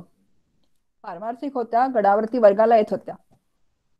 सासूबाई थोड्या आजारी असायच्या, पाय वगैरे दुखायचे त्यांचं, खूप बेडरिडन होत्या थोड्याशा. मग त्यांचे जे पती होते ते सेवा करायचे आणि ह्या गडावरती यायच्या. तर त्या घरी गेल्या. म्हणजे त्या काकांना हा अनुभव गडावरती आल्यानंतर सांगत होत्या. असा अनुभव आम्ही बसलेलो होतो. त्या म्हणाल्या, काका मी इथून प्रवचन ऐकून घरी गेले आणि अशी अशी परिस्थिती माझ्या घरामध्ये होती, पण मी सासूबाईंचे पाय वगैरे कधी दाबले नाहीत. पण जेव्हा तुम्ही सांगितलं की सगळ्यांमध्ये ईश्वर आहे, तेव्हा घरी गेल्यानंतर मला असं वाटलं की आपण ऐकतो एक आणि करतो एक, की ऐकतोय आपण सगळ्यांमध्ये ईश्वर आहे, पण म्हणजे सासूमध्ये मात्र मला ईश्वर बघता येत नाहीये. आज आपण काय करूयात तर आपण जर त्यांचे पाय चेपून बघूयात. आणि म्हणून त्यांनी सासूबाईंचे पाय दाबायला सुरुवात केली. आता आपली पत्नी आपल्या आईचे पाय दाबतीये बघितल्याबरोबर परमेश्वर जो आहे, म्हणजे कोण, पती परमेश्वर, जो तो प्रसन्न झाला. सासूबाई ते प्रसन्नच झाल्या आणि तिच्या अंतःकरणामध्ये एक समाधान येऊन गेलं की जो विचार मी ऐकलेला आहे तो विचार मला इथे वापरता आला. त्याला म्हणायचं ईश्वररूप दृष्टी. म्हणजे म्हणणं आणि तो विचार वापरणं याच्यात जमीन आसमानाची तफावत आहे. एक भगिनी उभ्या राहिला तर म्हणे, अहो तुम्ही ईश्वररूप दृष्टी बघायला सांगता, मी सगळ्यांमध्ये ईश्वर बघेन पण माझ्या सुनेमध्ये ईश्वर बघणार नाही. एक सून उभी राहिली, जसं मी आता सांगितलं तसं, की म्हणजे सासूमध्ये मी ईश्वर बघणार नाही. असं अजिबात चालत नाही. जेव्हा ईश्वररूप दृष्टीचा विकास करायचा असेल तेव्हा सगळ्यांमध्ये तितकाच तो ईश्वर बघायला, जे सदा सर्वत्र सम असं माऊली जेव्हा म्हणतात, तेव्हा माझा शत्रू असू देत, मित्र असू देत, सगळ्यांमध्ये गुणदोषांसह ईश्वर बघायला शिकणं याला साधना असं म्हणतात. ती मला व्यक्ती आवडू देत न आवडू देत, तिचं ते गुणदोष आहेत, तिचा स्वभाव आहे तो, पण त्याच्या आतमध्ये ईश्वर मात्र कसा आहे तर तितकाच आणि तेवढाच आहे. आपलं कसं होतं, आपल्याला दिसतो फक्त कोण, तिचा स्वभाव दिसतो, गुण दिसतो, पण आतला ईश्वर मात्र आपल्याला त्याच्यातला दिसत नाही. म्हणून अशी छान एक ईश्वररूप दृष्टी आपली विकसित करावी. म्हणून हे सगळं कसं आहे तर सगळं ईश्वराचं आहे. मग ईश्वररूप दृष्टी जेव्हा विकसित होते तेव्हा चित्तातले राग, द्वेष, मत्सर, हेवा सगळं हे काय होतं तर निघून जातं. हळूहळू ईश्वराप्रती आपली समर्पित भावना यायला लागते. तुकाराम महाराजांचा अभंग आपल्या समोर, राम म्हणे वाट चाली यज्ञ पावलो पावली, राम म्हणे ग्रासोक्रासी तोची जेविला उपवासी, राम म्हणे भोगी तागी कर्म न लिंपे तयांगी, राम म्हणे करिता धंदा सुख समाधी त्या सदा, ऐसा राम जपे नित्य तुका म्हणे जीवन मुक्त. राम म्हणे वाट चाली यज्ञ पावलो पावली, म्हणजे जीवनालाच एक यज्ञ समजा की हा ईश्वराने मला दिलेला आहे. सतत त्याचं नाम घ्या. ग्रासोग्रासी म्हणजे जेवताना, उठताना, बसताना, खाताना, पिताना सतत त्याचं नाम घ्या. भोग घेताना, त्याग करताना, कुठलाही प्रत्येक कर्म करताना त्याचं नाम घ्या. पण ते त्याच्यापासून कसे राहता तुम्ही, अतिशय अलिप्त राहा. आणि असा जो रामाचा सतत सातत्याने जप करतो तो कसा आहे तर तो जीवन मुक्तच आहे, असं तुकोबा आपल्याला सांगतात. त्याला म्हणायचं दुसरी दृष्टी जी आहे ती ईश्वररूप दृष्टी आहे. तिसरी दृष्टी आपल्या समोर मांडलेली आहे की ज्याला वेदांत शास्त्राचा अभ्यास करता येत नाही, ज्याला ईश्वर अनुसंधान ठेवता येत नाही, त्यांनी प्रारब्ध कर्माचा विचार करावा. की जे जे आपल्याला वाटायला येत आहे ते प्रारब्धानुसार येत आहे, आणि हे प्रारब्ध जे आहे ते माझ्याच कर्मातून निर्माण झालेलं आहे, आणि ते माझ्या कर्मातून निर्माण झालेलं असल्यामुळे ते अनिवार्य भोगणं मला क्रमप्राप्त आहे, ते मला कधीही चुकणार नाही. आता ते कधी प्रारब्ध कुटुंबियांच्या रूपाने येईल, कधी समाजाच्या रूपाने येईल, पण ते कुठे निर्माण कुठून झालंय तर माझ्याच कर्मातून निर्माण झालेलं आहे. मग दोष कुणाला द्यायचा, मलाच दोष द्यायचा. आपण दोष कुणाला देतो, याच्यामुळे हे झालं, त्याच्यामुळे ते झालं, आणि सगळी बोटं संपली की मग ईश्वरा तू असं का केलंस. आता हे प्रारब्ध कोणी निर्माण केलेलं आहे तर मीच निर्माण केलेलं आहे. मग ते माझ्याच कर्मातून निर्माण झालं असेल तर दोष कुणालाही द्यायचा नाही, ते शांतपणे काय करायचं तर भोगायचं. संचित प्रारब्ध क्रियामान अशी 3 प्रारब्धाची मांडणी आपल्या समोर शास्त्रांनी केलेली आहे. संचित प्रारब्ध संचित असतं, संचितातली कर्म फलोन्मुख झाली की ती काय होतात तर प्रारब्ध रूपाने आपल्या समोर उभी राहतात, आणि क्रियामान म्हणजे जे मी आता करते आहे ते क्रियामान आहे. मग क्रियामान कर्म चांगलं करणं हे माझं काम आहे, मग ते चांगलं करावं. त्याच्याही मध्ये अजून शास्त्राने स्वेच्छा, परेच्छा, अनिच्छा अशी 3 प्रारब्ध केली आहे. आता हा भाग जो आहे ना, हा पुढे अभ्यास जेव्हा आपण पुढे पुढे ग्रंथाचा करू तेव्हा हा स्पष्ट होईल. मी आता हा खूप जास्त इथे आपल्या समोर स्पष्ट करणार नाही, पण पुढे कर्माचा जो आपला अभ्यासाचा भाग आहे त्याच्यामध्ये तो कर्म या विभागात तो येणार आहे. मग आता हे जे घडतंय ते सगळं कुणाचं आहे तर माझ्याच कर्माचं फळ आहे. हे जितकं आतमध्ये रुजेल तितकं इतरांना दोष देण्याची काय होईल तर आगपाखड होते, नाही तर आपली तळपायची आग मस्तकाला जाते. असं होणार नाही की माझ्याच वाट्याला हे का, त्याच्याच वाट्याला तसं का. कारण प्रारब्ध नावाची गोष्ट ही अनिवार्य आहे, ते मी माझंच निर्माण करून ठेवलेलं आहे. मग ते कमी कसं होईल. तुका एकनाथ महाराज म्हणतात, एका जनार्दनी भोग प्रारब्धाचा हरी कृपे त्याचा नाश झाला. बघा व्यवस्थित अभंग आहे का. एका जनार्दनी भोग प्रारब्धाचा, प्रारब्धाचा नाश होत नाही, प्रारब्धाच्या भोगांचा नाश होतो. एका जनार्दनी भोग प्रारब्धाचा हरी कृपे त्याचा नाश झाला. कसा नाश होईल तर तुम्ही हरीचं नाम घ्या आणि मग काय होईल तर भोगांचा नाश होईल. म्हणजे प्रारब्ध मला त्याचे भोग देण्याचं काम करणार आहे. सुखाचं असेल तर सुखाचे, दुःखाचे असेल तर दुःखाचे. पण सुखाने सुखी व्हायचं का आणि दुःखाने दुःखी व्हायचं का, तर सुख आलं की रामकृष्ण हरी, दुःख आलं की रामकृष्ण हरी. म्हणजे त्याचे भोग जे माझ्यापर्यंत येत आहेत ते त्याची तीव्रता काय होईल तर कमी होऊन जाईल. मग कशाने कमी होईल? तर नामानी कमी होईल. प्रारब्धाचा नाश होत नाही, त्याच्या भोगांचा नाश होतो. प्रारब्ध ही व्यवस्था सगळ्या संतांनी मान्य केलेली आहे. त्यांचं प्रारब्ध ते शांतपणे भोगतायत. तुकाराम महाराज असू देत, एकनाथ महाराज असू देत, सगळे संत आहेत, समर्थ असू देत, सगळ्या संतांनी आपलं प्रारब्ध शांतपणे स्वीकारलेलं आहे आणि शांतपणे प्रारब्धाचे भोग ते भोगतायत. आणि म्हणूनच काय आहे संतांना? तर विठोबाचे दास आम्हा नित्य दीपवाळी. आम्ही विठोबाचे दास आहोत म्हणून आम्हाला कशी आहे तर नित्य निरंतर दिवाळी आहे. आता आपल्या दिवाळी कधी असते? 4 दिवस दिवाळी असते. आपण म्हणतो की अरे एरवी तर चिडचिड चालतेच, पण आता दिवाळीचे दिवस आहेत तर 4 दिवस तरी का होईना जरा आनंदाने घालव. आता ही केलेली व्यवस्था आहे दिवाळीची. पण जेव्हा संत म्हणतात की आम्हाला नित्य दिवाळी आहे, ती कशी दिवाळी आहे तर अंतःकरणामध्ये भगवंत प्रगट झाल्यामुळे अखंड त्यांच्या अंतःकरणात आनंद आहे बघा. म्हणून 3 दृष्टी आहेत, तत्वदृष्टी, ईश्वर दृष्टी आणि प्रारब्ध दृष्टी. तत्वदृष्टी आपण बघितली, हे सगळं जग मिथ्या आहे, त्याच्यामध्ये गुंतून राहणे जर मिथ्या असेल तर ईश्वररूप दृष्टी आहे, सगळं ईश्वराचं आहे. काय होईल, कसं होईल, केव्हा होईल, जेव्हा व्हायचं तेव्हा होईल, जसं व्हायचं तसं होईल. ठेविले अनंत तैसेची राहावे, चित्ते असू द्यावे समाधान. माळी जेऊ ते नेले, तेऊ ते निवांतची गेले, पाणी तैसे केले होवावे गा. ही ईश्वररूप दृष्टी आहे. प्रारब्ध दृष्टी जी आहे ती कर्तव्याचा भाग पूर्णपणे पार पाडायचा, पण काळजी करायची नाही. माझं प्रारब्ध आहे, मुलाचं प्रारब्ध वेगळं आहे. मुलाची काळजी करून मला काय होणार? मुलाची मी कितीही काळजी केली तरी तसं काही होणार आहे का? कारण मुलाचं प्रारब्ध नावाची एक गोष्ट वेगळी आहे. आता फक्त कर्तव्य करणं हा माझ्याकडचा भाग आहे. आता ह्या सगळ्या दृष्टी बाळगण्याचं एवढं का सांगितलं शास्त्रांनी? तर आपला आनंद टिकवणं हा मुख्य उद्देश आहे याच्या मागे. ज्याला जमेल ती दृष्टी आहे ती त्यांनी विकसित करावी आणि आपला आनंद टिकवावा. म्हणून प्रपंचात राहून साधकांनी साधना, अतिशय साधकाला खूप सुंदर साधना करता येते. योग वासिष्ठामध्ये म्हटलंय, याच्यामध्ये वचन आलंय बघा परमार्थ विज्ञान मध्ये. वसिष्ठ मुनी रामाला उपदेश करतात, अंतस्त्यागी बहिर्भोगी लोके विहर राघव. तू आतून कसा राहता त्यागी राहा आणि बाहेरून सगळे भोग घे. कारण तो राजा होता, त्याला सगळे भोग मिळणारच होते, पण आतून मात्र तुझं अंतःकरण कसं ठेव तर अगदी अलिप्त ठेव सगळ्यांपासून. अगदी तसंच आपण आपल्या कुटुंबात राहून जर शास्त्र संत विचारांनी आपलं अंतःकरण जर आपल्याला अलिप्त ठेवता आलं आणि बाहेरून मात्र कुणालाही सांगायची आवश्यकता नाही, बाहेरून सगळा प्रपंच जर आपण व्यवस्थित करत राहिलो तर आतमध्ये आनंदाची अखंड स्थिती राहते. आपण एक 5 मिनिटात विषय संपूया. आपण 4 आश्रमांचा विचार केला होता की बाळपणी उत्तम विद्यार्जन करावं, यवनकाळी धर्म न्याय नीतीला सांभाळून प्रपंच करावा, उतार वयात ब्रह्माभ्यास करून परोपकार करावा आणि तत्वज्ञान संपन्न होऊन समाधानाने शांतपणे अखेरीस हा देह आणि जग सोडून जावं. तत्वज्ञानामध्ये शमदमांचा अभ्यास आहे. ईश्वररूप दृष्टीमध्ये ईश्वर आहे हा भाव आहे. संतांवर दृढ श्रद्धा लागते. साधकांनी यथार्थ श्रवण करावं, संप्रदायुक्त श्रवण करावं, त्याप्रमाणे आचरण करावं, सारासार विवेक करायचा आहे.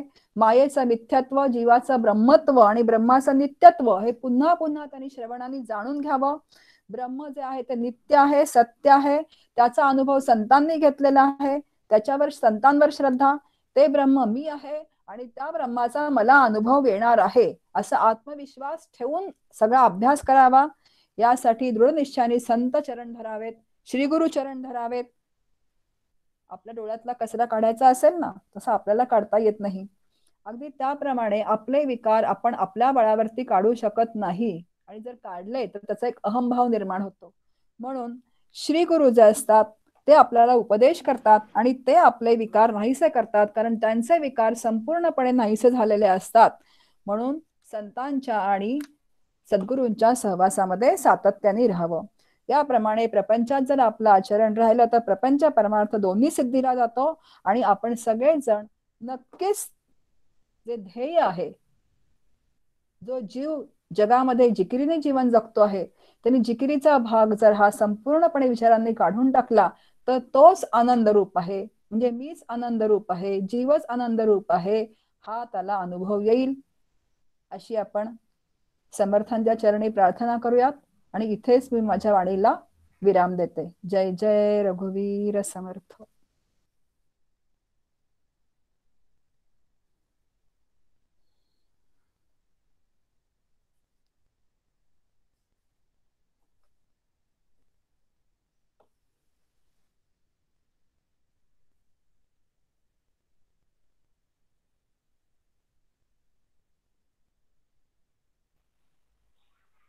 खूप छान सीमाताई. आज संपूच नये असं वाटत होतं. सव्वा तासाचा वेळ हा कमी पडतोय असं दिसतंय, परंतु ऑनलाईन सेशन घेत असताना सर्व युजर जे आहेत या माध्यमाचा वापर करणारे सगळ्यांना वापरता येईल अशा पद्धतीने डाटा संपत असतो, असे काही वेगळ्या अडचणी असतात. या सगळ्याचा विचार करून आपण सव्वा तासाची वेळ ठेवली आहे, परंतु हा वेळ कमी पडतोय असं दिसतंय. खूप छान. आज तर संपूच नये असं वाटत होतं. सर्व विषय छान कव्हर होत चाललेला आहे. वाचन करून जर आपण बसलो हे श्रवण करायला तर अधिक सोपं होईल असं वारंवार वाटतं. सगळ्यांना विनंती आहे की आपण परमार्थ विज्ञान वाचन करून हे सेशन श्रवण करायला बसावं. कुणाला काही प्रश्न असतील तर अवश्य विचारा. 15 मिनिटं आपण प्रश्नोत्तरासाठी ठेवलेली आहे. कोणाला प्रश्न विचारायचा असेल तर स्वतःला अनम्यूट करा आणि प्रश्न विचारा.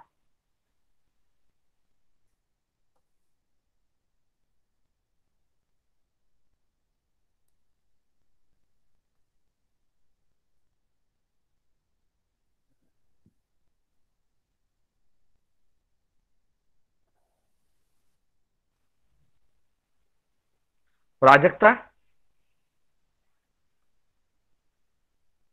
हा तू हा पण दादा. एकदा सूचना दे. हा प्रश्न उत्तरांच्यासाठी. ओके.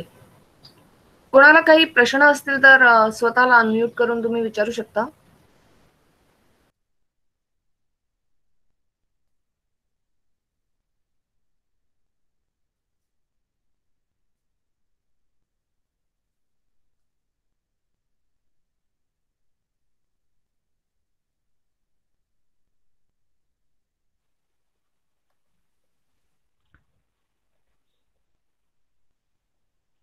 नमस्कार ताई.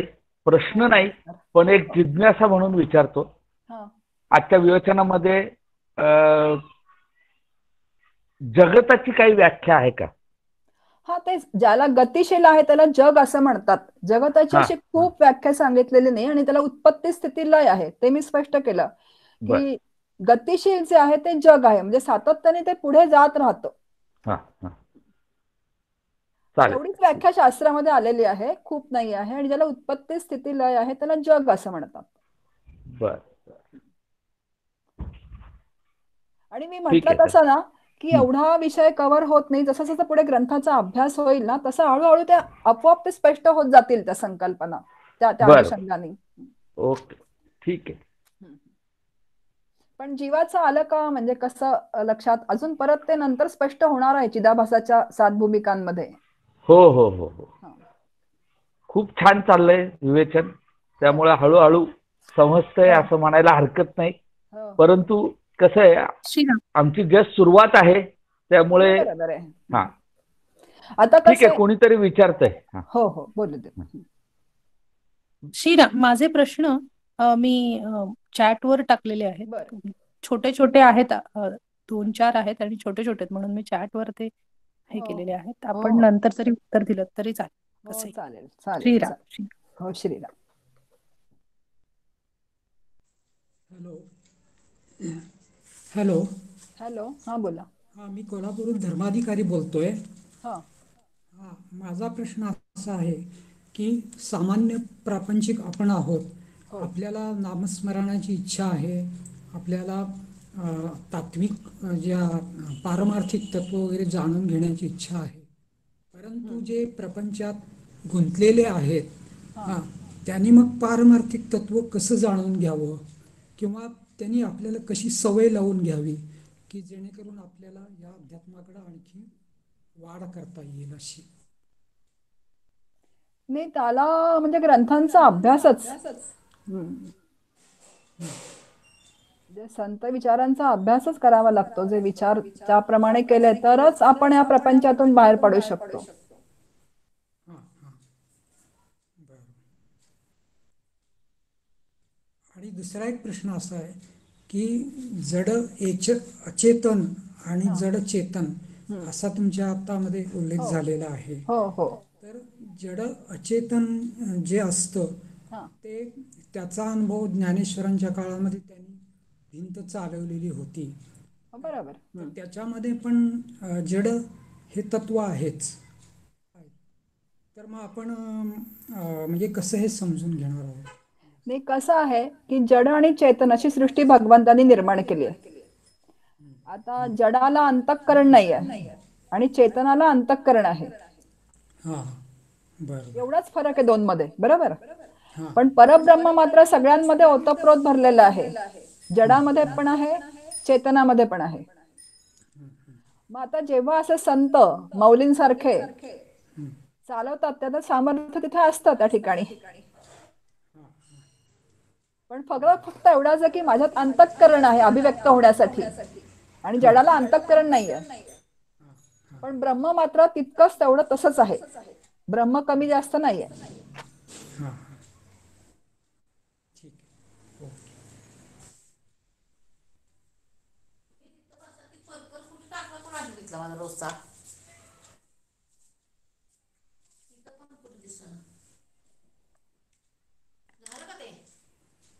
कारण जेव्हा आपण म्हणतो की परब्रह्म ओतप्रोत भरलेलं आहे म्हणजे ते जडामध्ये पण आहे, चेतनामध्ये पण आहे.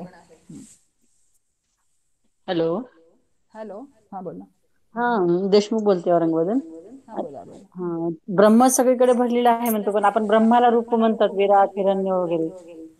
हा, तर ब्रह्माचे मुख वगैरे म्हणजे कसं म्हणतात मग ते? ते ईश्वर झाला तो.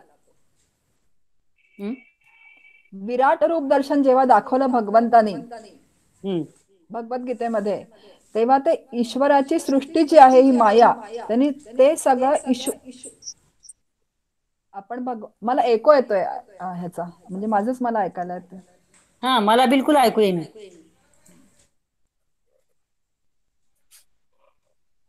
ज्यांना प्रश्न विचारायचा आहे त्यांनीच स्वतःला अनम्यूट करा. प्रश्न विचारून झाल्यावर म्यूट करा स्वतःला. बरं, चालेल, मी म्यूट करते.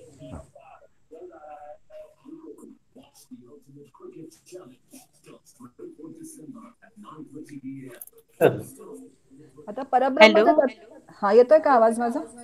हो, येतोय. नाही, मला अजून एको येतोय पण. कोणाचा तरी माईक चालू राहिला की तसा प्रॉब्लेम येतोय. कृपया प्रश्न विचारून झाल्यावर स्वतःला अनम्यूट करा, म्यूट करा स्वतःला. बोला ताई. परब्रह्म जे तत्व आहे आपण जर म्हटलं तर ते फक्त अधिष्ठान रूपाने आहे. त्या अधिष्ठान परब्रह्मावरती सगळी सृष्टी कार्यरत राहते. परब्रह्माला मन नाही, अमन आहे, अप्राण आहे, अजीव आहे, अनेत्र आहे, ते अजय आहे, अजर आहे, अमर आहे, असं वर्णन केलेलं आहे. मग आता जेव्हा चेतोमुख वगैरे असं जर वर्णन करतात तेव्हा त्याला ईश्वर असं म्हणतात. तेव्हा ईश्वर कसा आहे, तो सर्वज्ञ आहे, तो सगळं जाणतो, पण ब्रह्म काही जाणत नाही.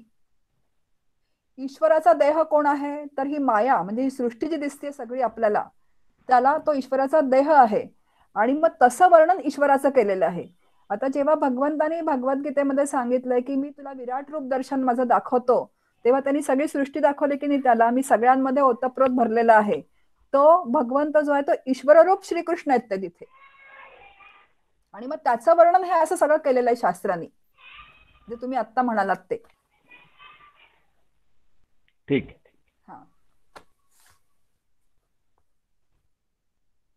हा बोला. हॅलो, माझा आवाज येतोय ना? हा, म्हणजे ब्रह्म जे म्हणतात तर आपल्यामध्ये जे आहे तो आत्मा आहे, बरोबर. आणि ब्रह्म जे आहे तर त्याला आपण मग परमात्मा का म्हणत नाही, म्हणजे समजायला सोपं जाईल ते. परमात्मा म्हणतो, आत्मा परमात्मा असं म्हणतो ना आपण.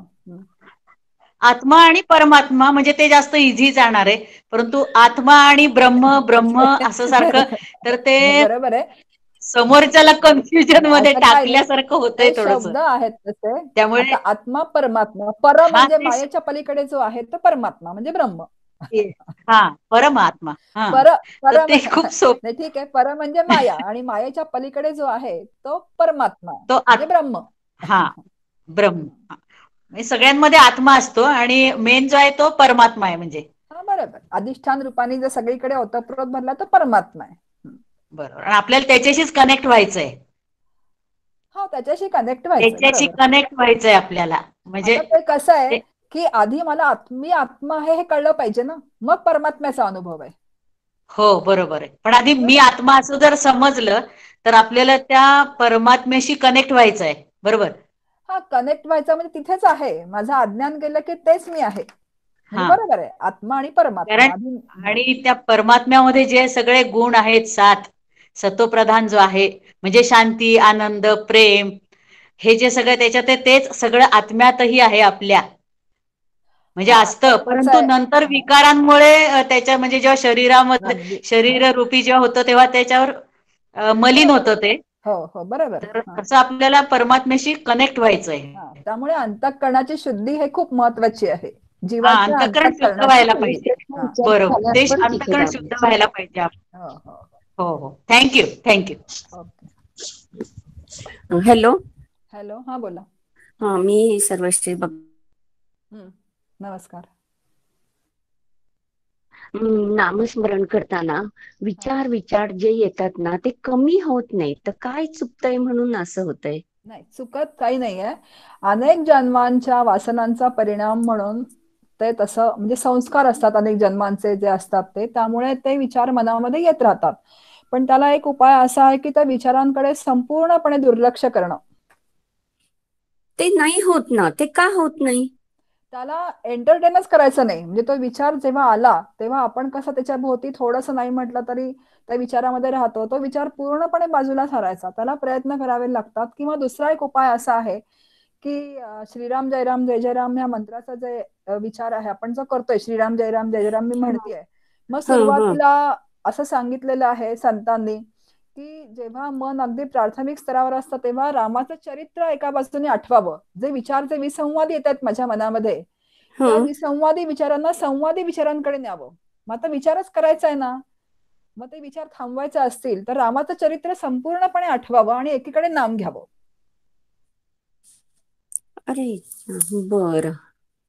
आता तुमच्या मनामध्ये विचार येत आहेत की नाही, कुठले तरी विचार की जे मला वाटतं की येऊ नयेत म्हणून, मग आता त्या विचारांना तुम्ही रामकथेला बांधून टाका. बर. मनामध्ये रामकथा आठवा अगदी जन्मापासून ते तिरोधान होईपर्यंत, आणि एकीकडे नामस्मरण चालू राहू देत. बर बर. प्रयत्न करून बघा, असा प्रयत्न करून बघा. कारण रामकथा बहुतेक आपल्याला माहिती असते की ते विचार येऊ नयेत म्हणून रामकथा आठवत राहा एकीकडे. कारण मनामध्ये दोन प्रवाह सातत्याने चालू आहेत, एक शुभ आणि अशुभ. मग तो अशुभ प्रवाह आठवायचा असेल तर त्या अशुभ प्रवाहाला रामकथेला बांधून टाका आणि मग नाम चालू राहू देत एकीकडे. एक वेळ अशी येईल सातत्याने असं करता करता करता करता रामकथा आवर्ती येईल आणि फक्त मन नामावर स्थिर होईल. बर, असं प्रयत्न करून बघा. हो.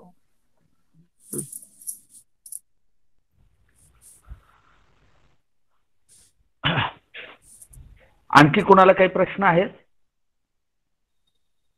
प्रश्नोत्तराचा कालावधी आपला संपत आलेला आहे. या व्यतिरिक्त काही प्रश्न असतील तर आपल्या व्हॉट्सअपच्या साधना विचार अभ्यास वर्गाच्या समूहावर आपण ते प्रश्न विचारू शकता. काही कालावधीसाठी आपण तो ग्रुप सगळ्यांसाठी ओपन करत असतो सेशन झाल्यानंतर. हॅलो. हा, बोला बोला. मी म्हटलं परमार्थ आणि प्रपंच, प्रपंच आणि परमार्थाचा समतोल कसा राखता येईल? प्रपंच आणि परमार्थ यांचा समतोल राखण्यासाठी आपली प्रवचनमाला सुरू आहे. आता आपण प्रपंच करतो आहोत, तो प्रवाह पतीत म्हणजे तो आलाय वाट्याला, आपल्याला तो करावाच लागतोय. बरोबर. मग त्याच्यामध्ये परमार्थ कसा करायचा हेच विचार आपण आता बघतो आहोत. हे जे सगळे बघतो आहोत. हो ना. जास्त श्रवण मनन आणि निधिध्यास या याच्यानंच आपल्याला परमार्थामध्ये हे करायचे. बरोबर. हो.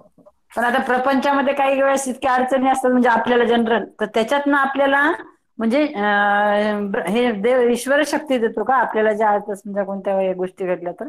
नाही, जसं मी आता सांगितलं तसं की माझ्या वाट्याला जी सुखदुःख येतात ती माझ्या प्रारब्धाने येतात. ती माझ्या प्रारब्ध कुठून निर्माण झालं? माझ्या कर्मातूनच निर्माण झालेलं आहे. मग तक्रार न करता जी सुखदुःख वाट्याला येतात त्यांना व्यवस्थितपणे शांत चित्ताने तोंड देणं, याला नामाची शक्ती असते. हेच महत्वाचं आहे. नामाची शक्ती आहे तुम्हाला, म्हणून तुम्ही सांगितलं एका जनार्दनी भोग प्रारब्धाचा हरी कृपे त्याचा नाश झाला. प्रारब्धाचा नाश होत नाही तर भोगांचा नाश होतो हरिनामाने.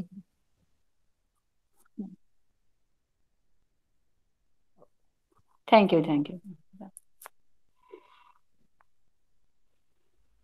खूप छान प्रश्नोत्तर सुद्धा चांगली रंगतायत, परंतु वेळेच्या मर्यादेमुळे आपण प्रश्नोत्तर इथे थांबवत आहोत. यानंतर काही प्रश्न असतील तर आपल्या व्हॉट्सअप समूहावर साधकांनी विचारावेत. त्या प्रश्नांना ऑडिओ क्लिपच्या माध्यमातून उत्तर देण्याचं आपण व्यवस्था करत असतो दरवेळी. आजचं सेशन आपण इथे संपवतो आहोत. पुढच्या सेशनचं वेळापत्रक लवकरच ग्रुपवर आपल्या समूहावर टाकण्यात येईल. कर्माचं स्वरूप, कर्माचे प्रकार, कर्म हा एकंदर विषय आपल्याला पुढच्या 2 सेशनमध्ये शमिकाताई समजावून सांगणार आहेत. इथेच आपण थांबूयात. श्रीराम. जय जय रघुवीर समर्थ.